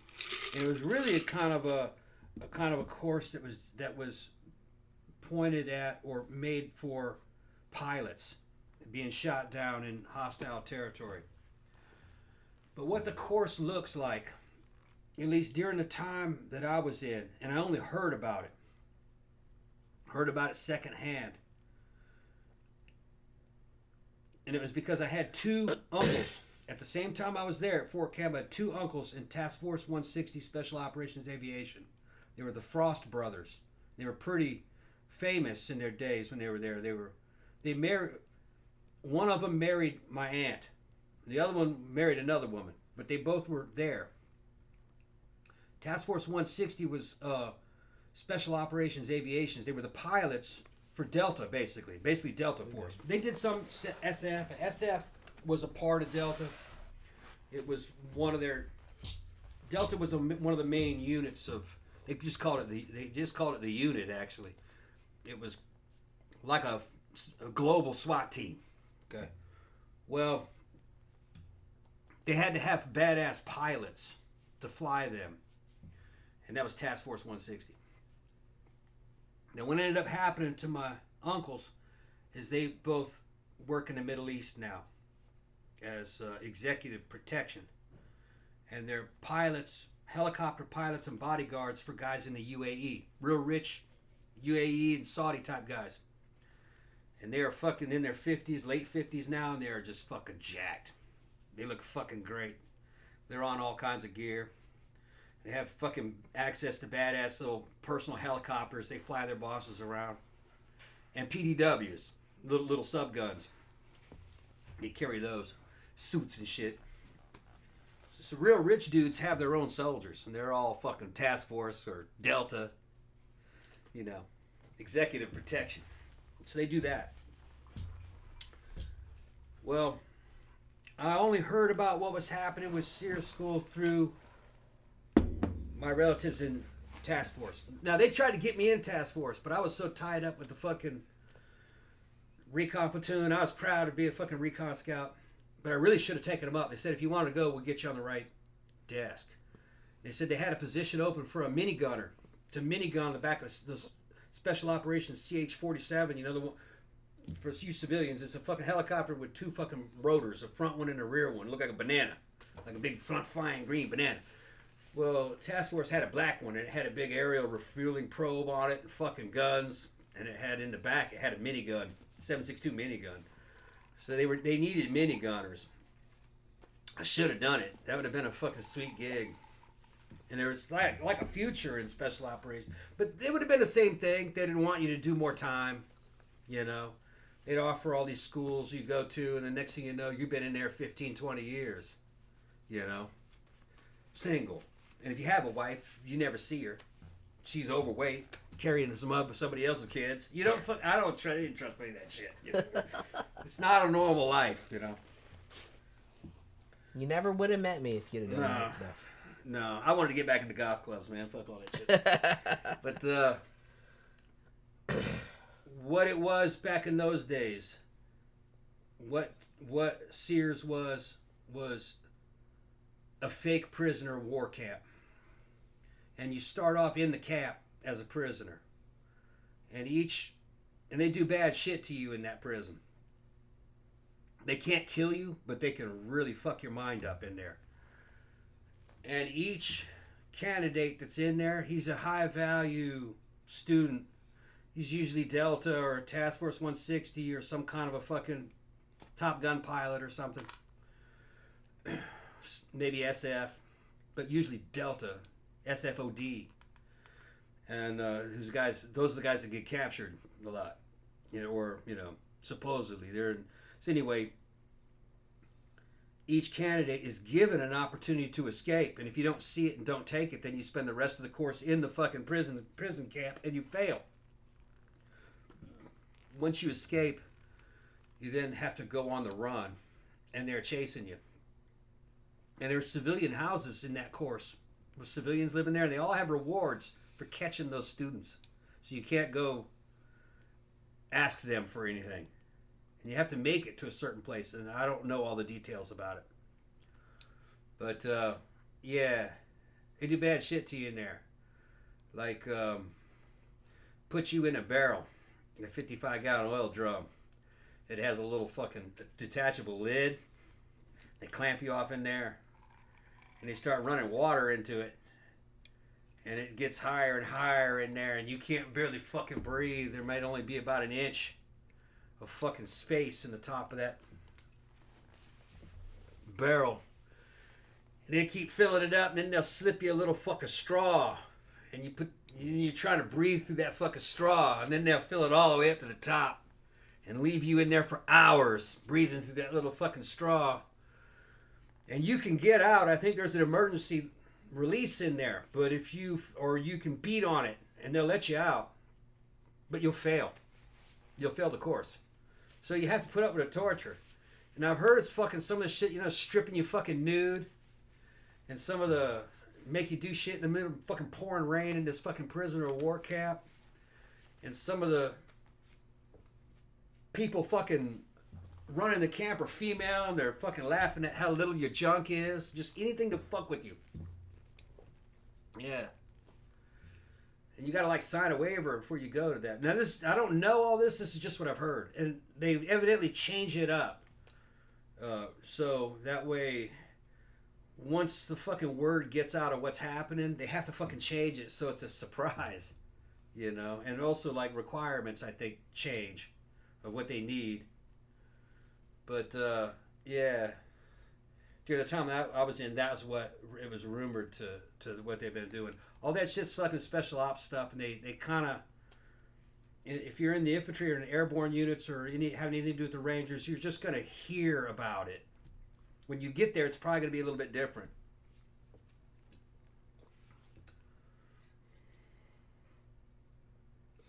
Larry also says, I want to hear if you had any paranormal army stories. Yeah. Yeah, out-of-body experiences, near-death experiences, visions,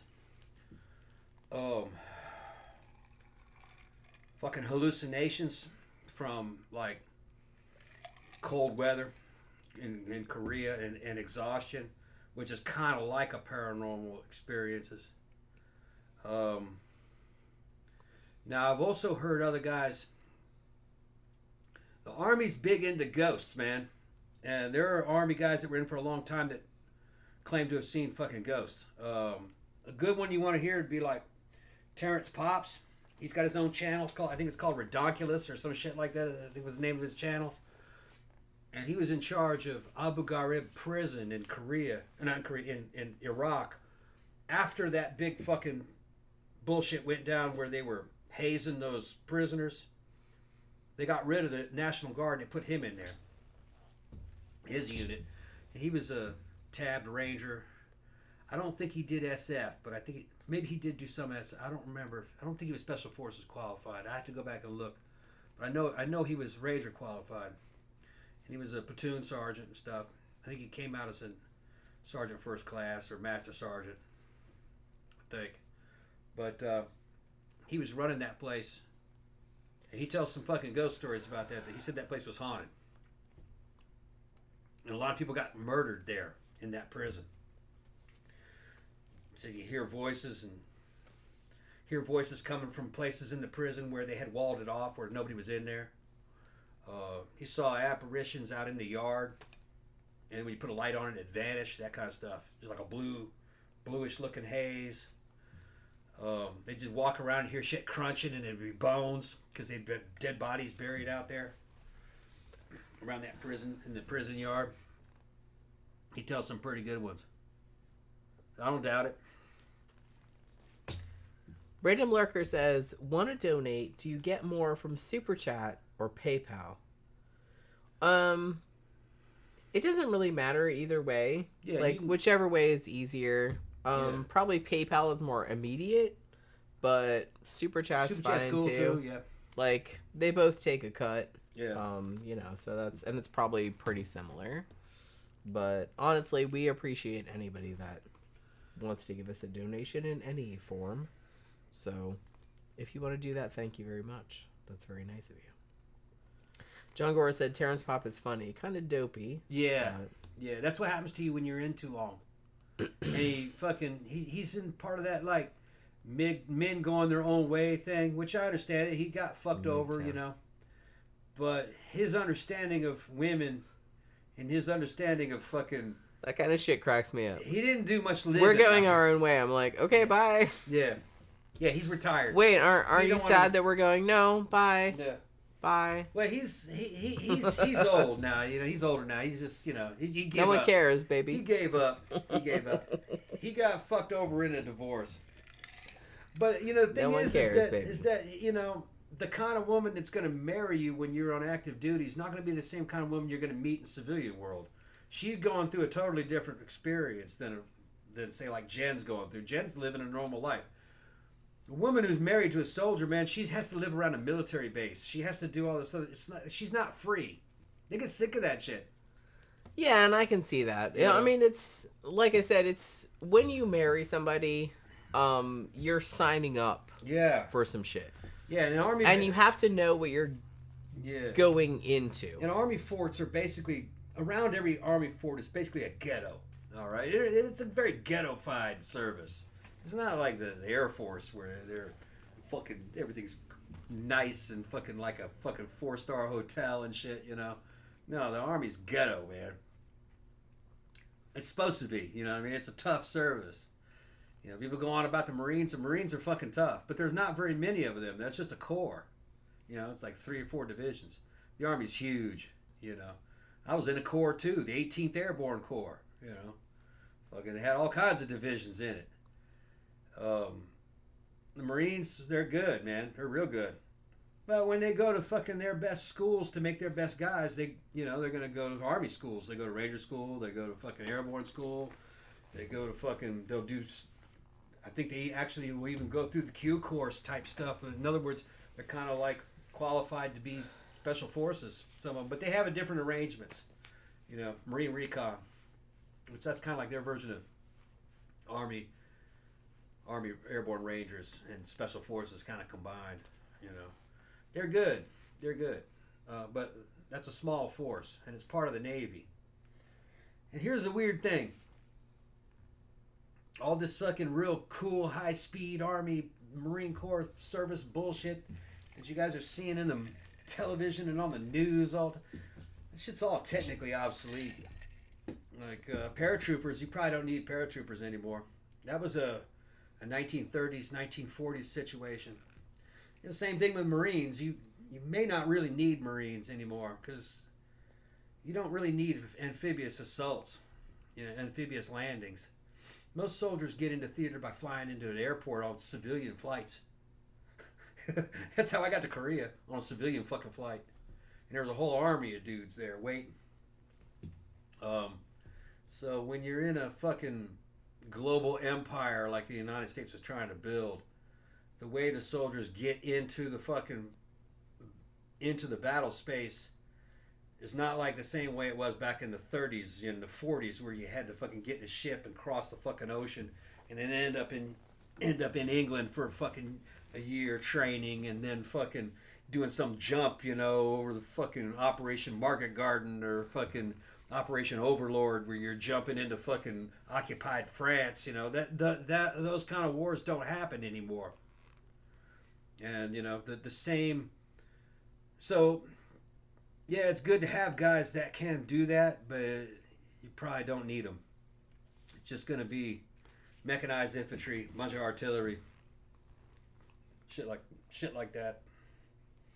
Really, all the mech units are ones getting all the action right now in Ukraine. And if you look at the battle space in Ukraine, that's basically World War One and World War Two, kind of in a small area.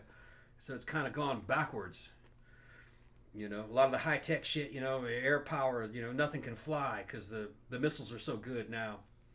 No mass tank formations because everything's seen, you know, through satellites. You can just annihilate any tank formation. So it's dudes with rifles and fucking cannons. It's doing most of it. And little drones. Little quadcopters that chase you and blow up. Just spooky shit, man. Random Lurker says, okay, I sent to PayPal. Thank you very much. I will check that a bit later on. Yeah. Mr. Demigod said, hey, Tom, have you had a discussion with Alan Ballin? Who is that? I don't know who that is. Ballen. Who is it? I'm not really sure who that is. You check that out. I don't know who that is. You check that out. Yeah, Alan Ballin. I don't know what that is. Yeah. CB also says, well, it's 3:45 a.m. where they are. Yeah, it's only 11 here. Yeah. It's 3:45 a.m. Good night, Tom and Jenny. Thanks for a fantastic show. Thank you. Hopefully you're still here, but good night. Thank you for dropping by this evening. But yeah, so I don't know. Like, is there a whole thing about? I know it would take a different kind of person to marry someone that's going to be gone all the time. Yeah. But I have a real good. I don't know. Like I said, even if you were still in the military and you were gone all the time, Yeah. I'm not gonna like. I don't be gone all the time. I wouldn't be. Man, I've been there, done that. I fucking seen that lifestyle. Right, but fucking military service and marriage just doesn't. It's in the Army. Okay, maybe some of the other branches is not so bad, but married life and Army life, especially for the enlisted, just doesn't match. Doesn't mix. You know, if you're more like senior commissioned officer, maybe that's a little bit better. You know what I mean? Accommodations are a little bit better, but I wouldn't want nothing to do with that. I wouldn't put any women through that. But like I said, and I wouldn't want to put myself through it because I'd be thinking about it all the time. And then you got something to lose back home. You don't want to even think about back home, okay? You don't even want to think about what you're doing. So you don't want any attachment, especially to women. No, you're not in that world, you know. That's the last thing you need to be worried about. You're trying to survive. You know, if you're infantry and shit, yeah, you're worried about getting shot. You don't have to worry about whether or not your girlfriend's fucking sucking somebody's dick while you're gone, you know. Which I would not do that. Yeah, but the dudes are worried about that, and that's the I shit know, that was but actually that's what I'm happening. saying. That's what really was happening. I know That's other what chicks really, would do yeah, that, but yeah, I wouldn't. That's what was really happening. I'm just saying. Yeah, and you're gonna get a letter from back home. You know, I wouldn't do that. Yeah, I'm just not that way, but you know what I mean. these are all dudes in their 20s, and these women were all in their 20s, man. We're way too young for that shit. Like I said, I get it Yeah. to an extent. Like I said, the dude's gone for 4 years, fucking years at a time. months. Yeah, Like, yeah, that's a little. You may as well- That's a big ask. yeah, it's like going to prison. That's a big ask. It's like a dude going off to prison. Right, Yeah, I you're get not it. gonna yeah. Like I said, I'm older, so Yeah. it's not a big deal to me. So it's just kind of like I wouldn't bother with it. Like I said, it's like it's oh my god, he's gone for like 6 months. I have to go like bang all these dudes. That doesn't occur to me, but I can see how that would happen with like younger people, and I don't even blame people for doing that. But that's really not something I would do. Not something I would do. Yeah, Random Lurker said, I had a teacher in high school who broke down crying in the middle of class because her husband got deployed a second time in a row. Yeah. Yeah. Yeah, see, that's the problem. Yeah, I kind of feel like the U.S. was trying to be something it was never really meant to be. It's trying to be an empire. It's trying to be a global empire. To be policeman of the world, all right? It's not possible. But they'll grift. They can make a lot of money. The military-industrial complex makes a lot of money selling this fucking garbage equipment to these people, and the money the army and the government makes a lot of money off of deploying and doing shit. But the thing is that you're a soldier for supposedly defending your country, but you're not defending your country. You're defending somebody else's fucking country. All right, and really, it has nothing to do with anything you do over there. Doesn't help any American civilians over here. It doesn't improve their economy or their way of life or anything. So it's all for nothing, you know. Rich people make money off of it. So I don't recommend it. I kind of feel like that's true. The more I understood about it as I got older, the more I understood about the game, the less I realized that none of this shit is patriotic. None of this has anything to do with helping the United States. None of it. Matter of fact, it's hurting the United States. Well, because the shit we're doing over there, we're getting involved in other people's business and telling them how to live their lives and a lot and of run times their they countries. don't want you there. They don't want you there, yeah. So they end especially up our asses. Yeah. Nobody and wants really, us the there. fucking ruling class that's doing this, making all the money, they don't give a fuck. No, of course they don't not. even live here in the United States. They're making money off They're making it. all this kind of money. They'll They just don't move give to a shit another about us. country and they'll get their claws into another superpower and use their men to do the exact same fucking thing. So it's kind of that's the bad part about it. If you're serving the American empire, you're not serving the United States or the people. You're serving as a big corporate entity. Yeah. Big global corporation shit. It has nothing to do with people here. So I don't recommend it. America has constantly lost wars past 40, 50 years. They've lost them all. There's not a single one of them that they won. You just forgot about them. You know, they lost Vietnam. Well, we got into They it lost for the Gulf wrong War II. reason. They lost Afghanistan. Sure. They pretty much lost Korea. That was a half a win. Panama won that one, but that one didn't last long. Island of Grenada won that. That wasn't really a war. That was just an operation. Anything that involves a war, America can't win it. It's not the kind of country that can do it. Well, like I said, they're not really getting into it for Yeah, they're not getting into it for that anyway. honorable reasons. They're in it for Everybody's money. just into it for To sell monetary weapons. reasons. Yeah, they sell don't weapons. really give a crap about principles or Not really, no. nobody gives a crap about. Nope. Nobody. It's a grip. Except dumbasses like me. It's a grip. And if you ask me, I just look at the way it is now. It's at the end of its rope. The U.S. can't do this anymore. Like I'm They're not trying to bothered by that. Yeah, though. I'm not like bothered. we're trying to do it now through Ukraine. All right, And what did it do? It basically killed all the men in Ukraine. They got their asses whipped. They're not going to ever beat the Russians. The Russians are badasses. And it's a big country with a good, strong manufacturing base in there. They can make artillery shells fucking all fucking day long. They can make them faster than we can make them. Because the United States doesn't have the industrial capacity. Not for a long war. Not for a real war. China does. Not the U.S. U.S. will try to buy let's buy artillery rounds from China. They'll do that. That's how low we are. Well, we don't want to pay people here to do anything. Why would they pay you? You might make money. They don't want that. They're going to pay some Chinese Good Lord, no one wants that. They won't want. No one wants Americans to make money. Hell no. So You might get too pay their uppity. rent. You might get too uppity. You might vote against them. You know. So so my morale in how the system works fucking shot because I realize what it really is, and it's not for us. Well, duh. Like I said, I'm a lefty. Yeah. We've been saying this for decades. Yeah, but then look at how left got sucked right into Ukraine. They're supporting Ukraine because I'm not helping the Ukrainians. I don't have a dog in that fight. Yeah, well, nobody has a dog in that fight. We didn't help the Ukrainians. We got the Ukrainians killed. There was no way they were going to win that war. But I told you, man. Yeah, we've been saying this shift for decades. But there'll be all these lefties out there throwing them Ukrainian flags like the fuck they know what they're talking about. They just, but like I nothing said, about what that shit's about. I didn't really get into that shit. I didn't get into that shit. They'll use either side. Larry says I'm like 70s left.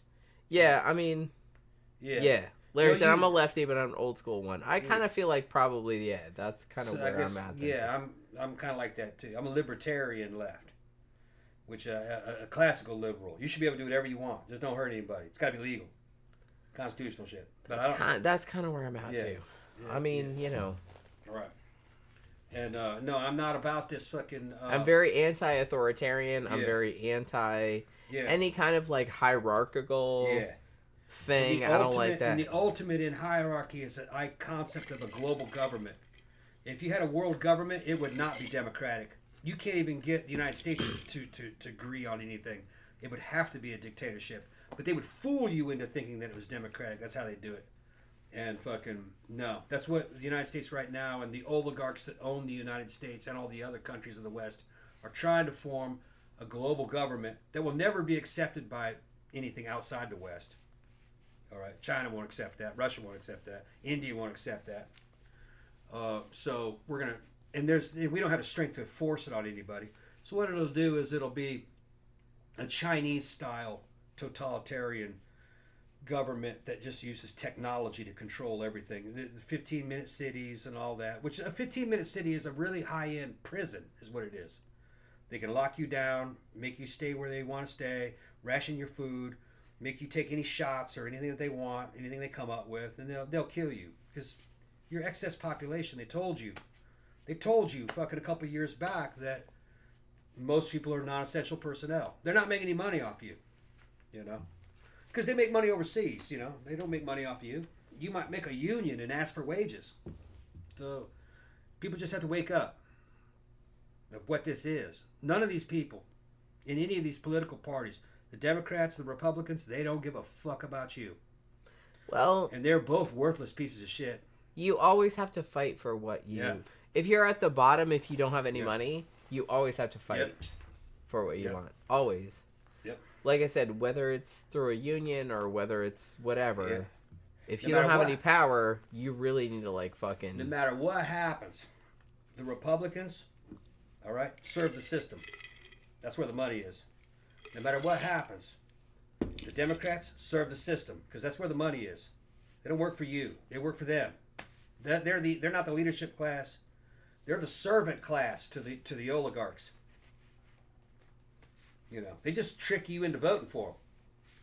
And they'll use either one. It's an illusion of choice. That's what I mean. If you don't have any money... Yeah, you don't have any money, you're out. Out of the game. You need to, like, fight for your own shit. Yep. Fight for your own shit. Yep. And they're going to use a divide and conquer strategy to get people to fucking hate each other, and it makes you easier to rule and to control. That's all you're hearing in the media. It's just the division. they'll profit from that. Well, like I said, okay, so Larry is saying, couldn't agree more, refreshing to hear it. Yeah. Like I said, I kind of feel like most people know, but like Tom is kind of a righty. I'm very much a lefty. But we do kind of agree on a lot of stuff. Yeah. We agree on a lot of stuff. We agree that we want the same things. We just think of different. You had to get it in a different way. There's different ways of. We want the same stuff. Yeah, but the right and the left are trying to get it in different ways. Sure. Because we have different default ideas about the way human nature is. Right. I don't trust people. Well, and I know that's what they are. And the thing about it is that, there's a lot of scientific studies. People that are right-leaning and people that are left-leaning, their brains work differently. And also, men tend to be right and women tend to be left. Those are... Well, that's not necessarily the case. Statistically. But it's not a huge difference. But there is a difference between people's brains that are left-leaning and right-leaning that are... that you can see in, when they do the MRIs. And usually the difference is not so much gender. It's kind of more personality factors. What's the big 5 personality thing? Openness to experience, whatever the other big 5 are.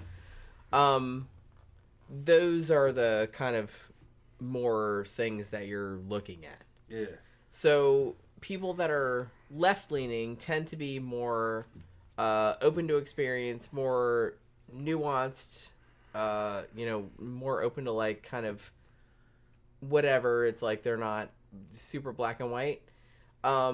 Whereas people that are more right-leaning are more, their brains are more triggered toward fear, security, that kind of stuff.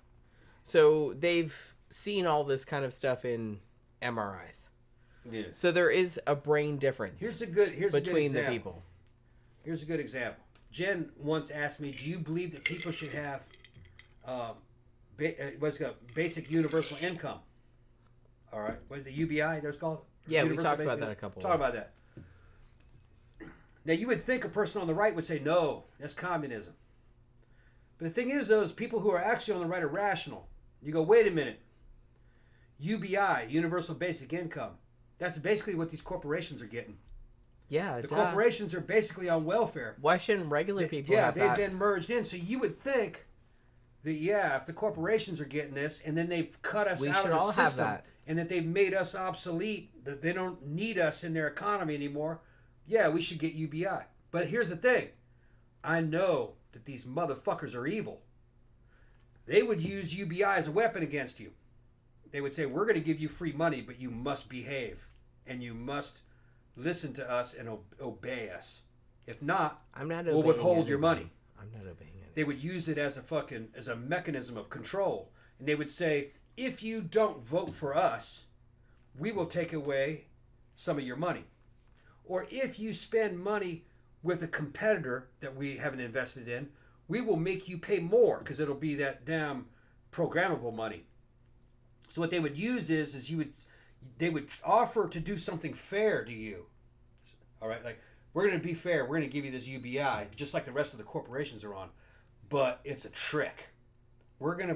This is going to be a mechanism of control. This is going to be a controlling collar or a leash we're going to put on you. Do you know why I know that they would do that? Because I would. Because I would do it. Because you were an evil person. Yeah. But like I said, for the sake of if I'm going to give you something, you're going to fucking obey me. Honestly, you're a shit person. I would never. I'm not a shit person. I would never think of doing that. Yeah. I would never think of doing that. I just understand the dark side real well. If I'm going to do something for you, then I'm going to use it as a mechanism. A person of control. like me, who is a regular good person, would never do that. But regular people like you do not make it into power. The only people that make it into power are ruthless people who are evil. Right, I get that. If they were good, they wouldn't have been able to pass all those tests to get to a position of power. Is that if they did a UBI, which I advocate, because it would open up a lot of possibilities. Look, people that were struggling before, it's like, look, now they have a monthly stipend, they can pay their bills, now they can start that business they wanted to start or something like that, because they're not like constantly worrying about struggling about trying to Probably pay their not what bills they or would well. do. They would just Well, live no, off but it. maybe they wouldn't. But some of them would. Okay, here's is the what thing. I'm telling you. Here's the thing. So, Okay. okay, never mind. No, look. I don't need to talk. I don't need to talk. All right, what I was going to say You is, talk. says I would agree to something like that if they could guarantee that you would have rights. You know what I'm talking about? And that it wasn't programmable money. I'd be afraid that they would say that if you look at the what do they call that shit? What was the name of that?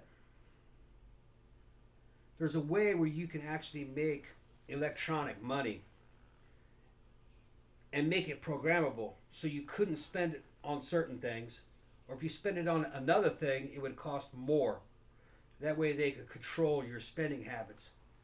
And what they would want you to do is they would want you to spend the money in their friends' businesses that they put their money into, because they're going to want to try to make profit. I just don't trust them.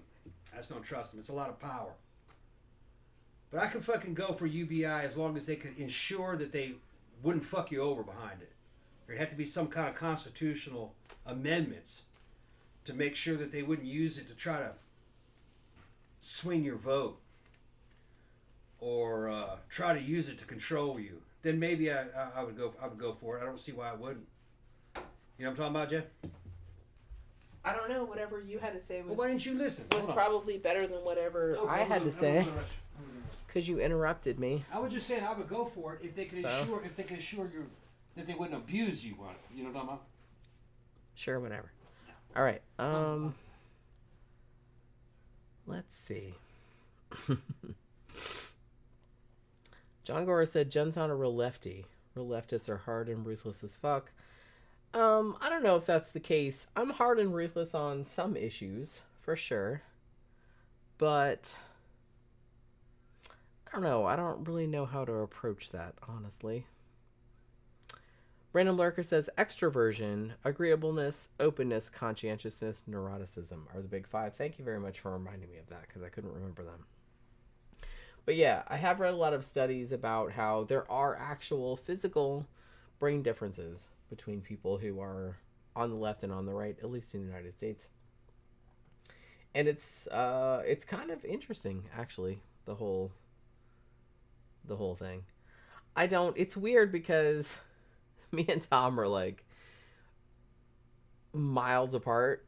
I don't know. I kind of feel like we're miles apart politically, but not really, because a lot of times we like talk about stuff and like we agree on stuff, but like in a weird way that's kind of like not direct. I don't know. It's kind of hard to explain. We've been like that a long time. Larry says, I'm left and right depending on the day and the topic. Oscar says, hey Oscar, how you doing? Are you going to watch Infested on Shudder? I probably will. So much new stuff has come on. Should I watch... Okay, Oscar, have you watched Baghead? Because I kind of feel like everybody is talking about that. And that was the next movie that I was going to watch because everyone was talking about it. So I was like, okay, I'm going to watch that one and see what everyone's like yapping about. But if Infested is good, then I'll watch that one next. I'm not really sure. But I was going to watch Baghead next. So I don't know if you've seen that one yet. Well, nothing. No, I'm not. Larry says, y'all are perfect for each other. Favorite 80s post-punk bands? All of them. Oh my god. Favorite 80s post-punk bands? That's a long list. What would we consider 80s post-punk bands? All of them? I don't know. I kind of like that whole genre.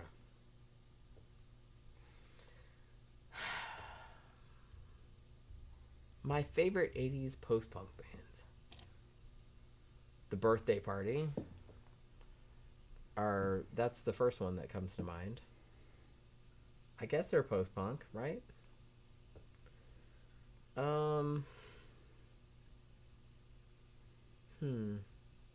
Birthday Party is probably my first. Killing Joke. I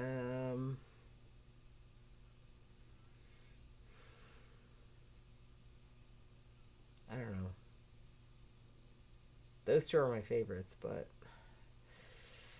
It's hard for me to think of stuff when I'm drunk. Larry says, "Woo, birthday party, cool." Oh my god. Oscar's here. What's up, Oscar? Yeah, I just said. Yeah, You don't even know. Which omen is he talking about? The new omen? Or the classic omen? He said he just saw it. He said it was good. Yeah, a lot of people are talking about that, but we might go to the theater and see that. We'll see. Larry says the fall. Bitch. I love the fall. I love the fall. I have not all their albums, but I have probably 80% of them. My favorite one is The Wonderful and Frightening World of the Fall from 1984. Oh my god, so good. Ben Sinister is good too. Friends is good. I don't know, man. They're all good. I love the fucking fall, man. I love the fucking fall. Joy Division 2 with their 70s. Yeah, I mean, you know, that's like late 70s. And, Birthday Party, I'm a huge... You guys see the Nick Cave poster back there. I love Nick Cave. I love, like, I love his solo shit. I love his old shit. I love Boys Next Door. I love Birthday Party. I love all that stuff. Now, I will admit that his more recent... I mean, he's older now. You know what I mean. I'm not shitting on the dude. His more recent solo shit, he's getting to... I don't know what the word is that I want to use. Ever since his son died, I kind of feel like all his shit is like too... It's too sad. I can't listen to it. Like, I get it. But, like, I bought Skeleton Tree. Like, you know, Nick Cave and the Bad Seeds. That came out a year or two back. And it was so sad that I listened to it one time and I'm like, holy shit, I'm not listening to that again because it is, like, so fucking sad. It was just really sad. And I get it. Like, his 15-year-old son died. Actually, his older son died more recently than that. Like, the one that he had with Vivian Carneiro, his wife in Brazil. He died also when he was earlier. So it's like he's had 2 of his kids die. So it's just kind of like, I can see how, I don't know, man. So it's just like, so his music is going to reflect that, and it's getting kind of, he's older. I don't know. I kind of liked the shit when it was the birthday party. They were young. They were all on heroin. They didn't give a fuck. And that shit was like fucking out there. I loved that. I love his solo shit too. I love all his solo shit up until about, I want to say maybe Boatman's Call, which I didn't love at first, but is like, it has grown on me. But before that, like Let Love In from 1994, probably my favorite Nick Cave album. Although Henry's Dream is a second place. But honestly, like as much as I love Nick Cave's solo shit, like the birthday party, that shit was like, I love that shit. Love that shit.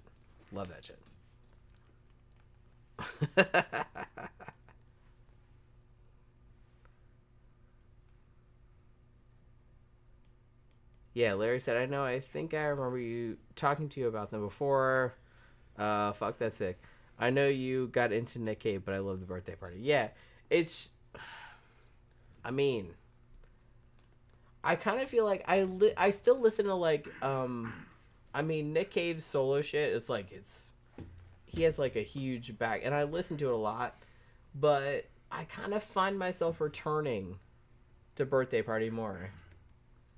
And I don't know, it's just, there's something about that unhinged energy about it that I'm like really into.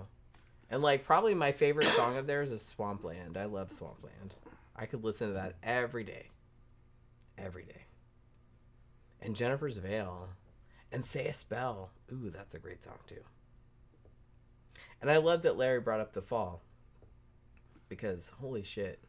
I'm trying to think of, like, all my favorite fall songs, and I can't even put a number on it. Probably my favorite fall song is, maybe Hit Priest, but I kind of feel like maybe Lay of the Land. I kind of feel like Lay of the Land is probably my favorite. But I don't know. That's going to change from day to day.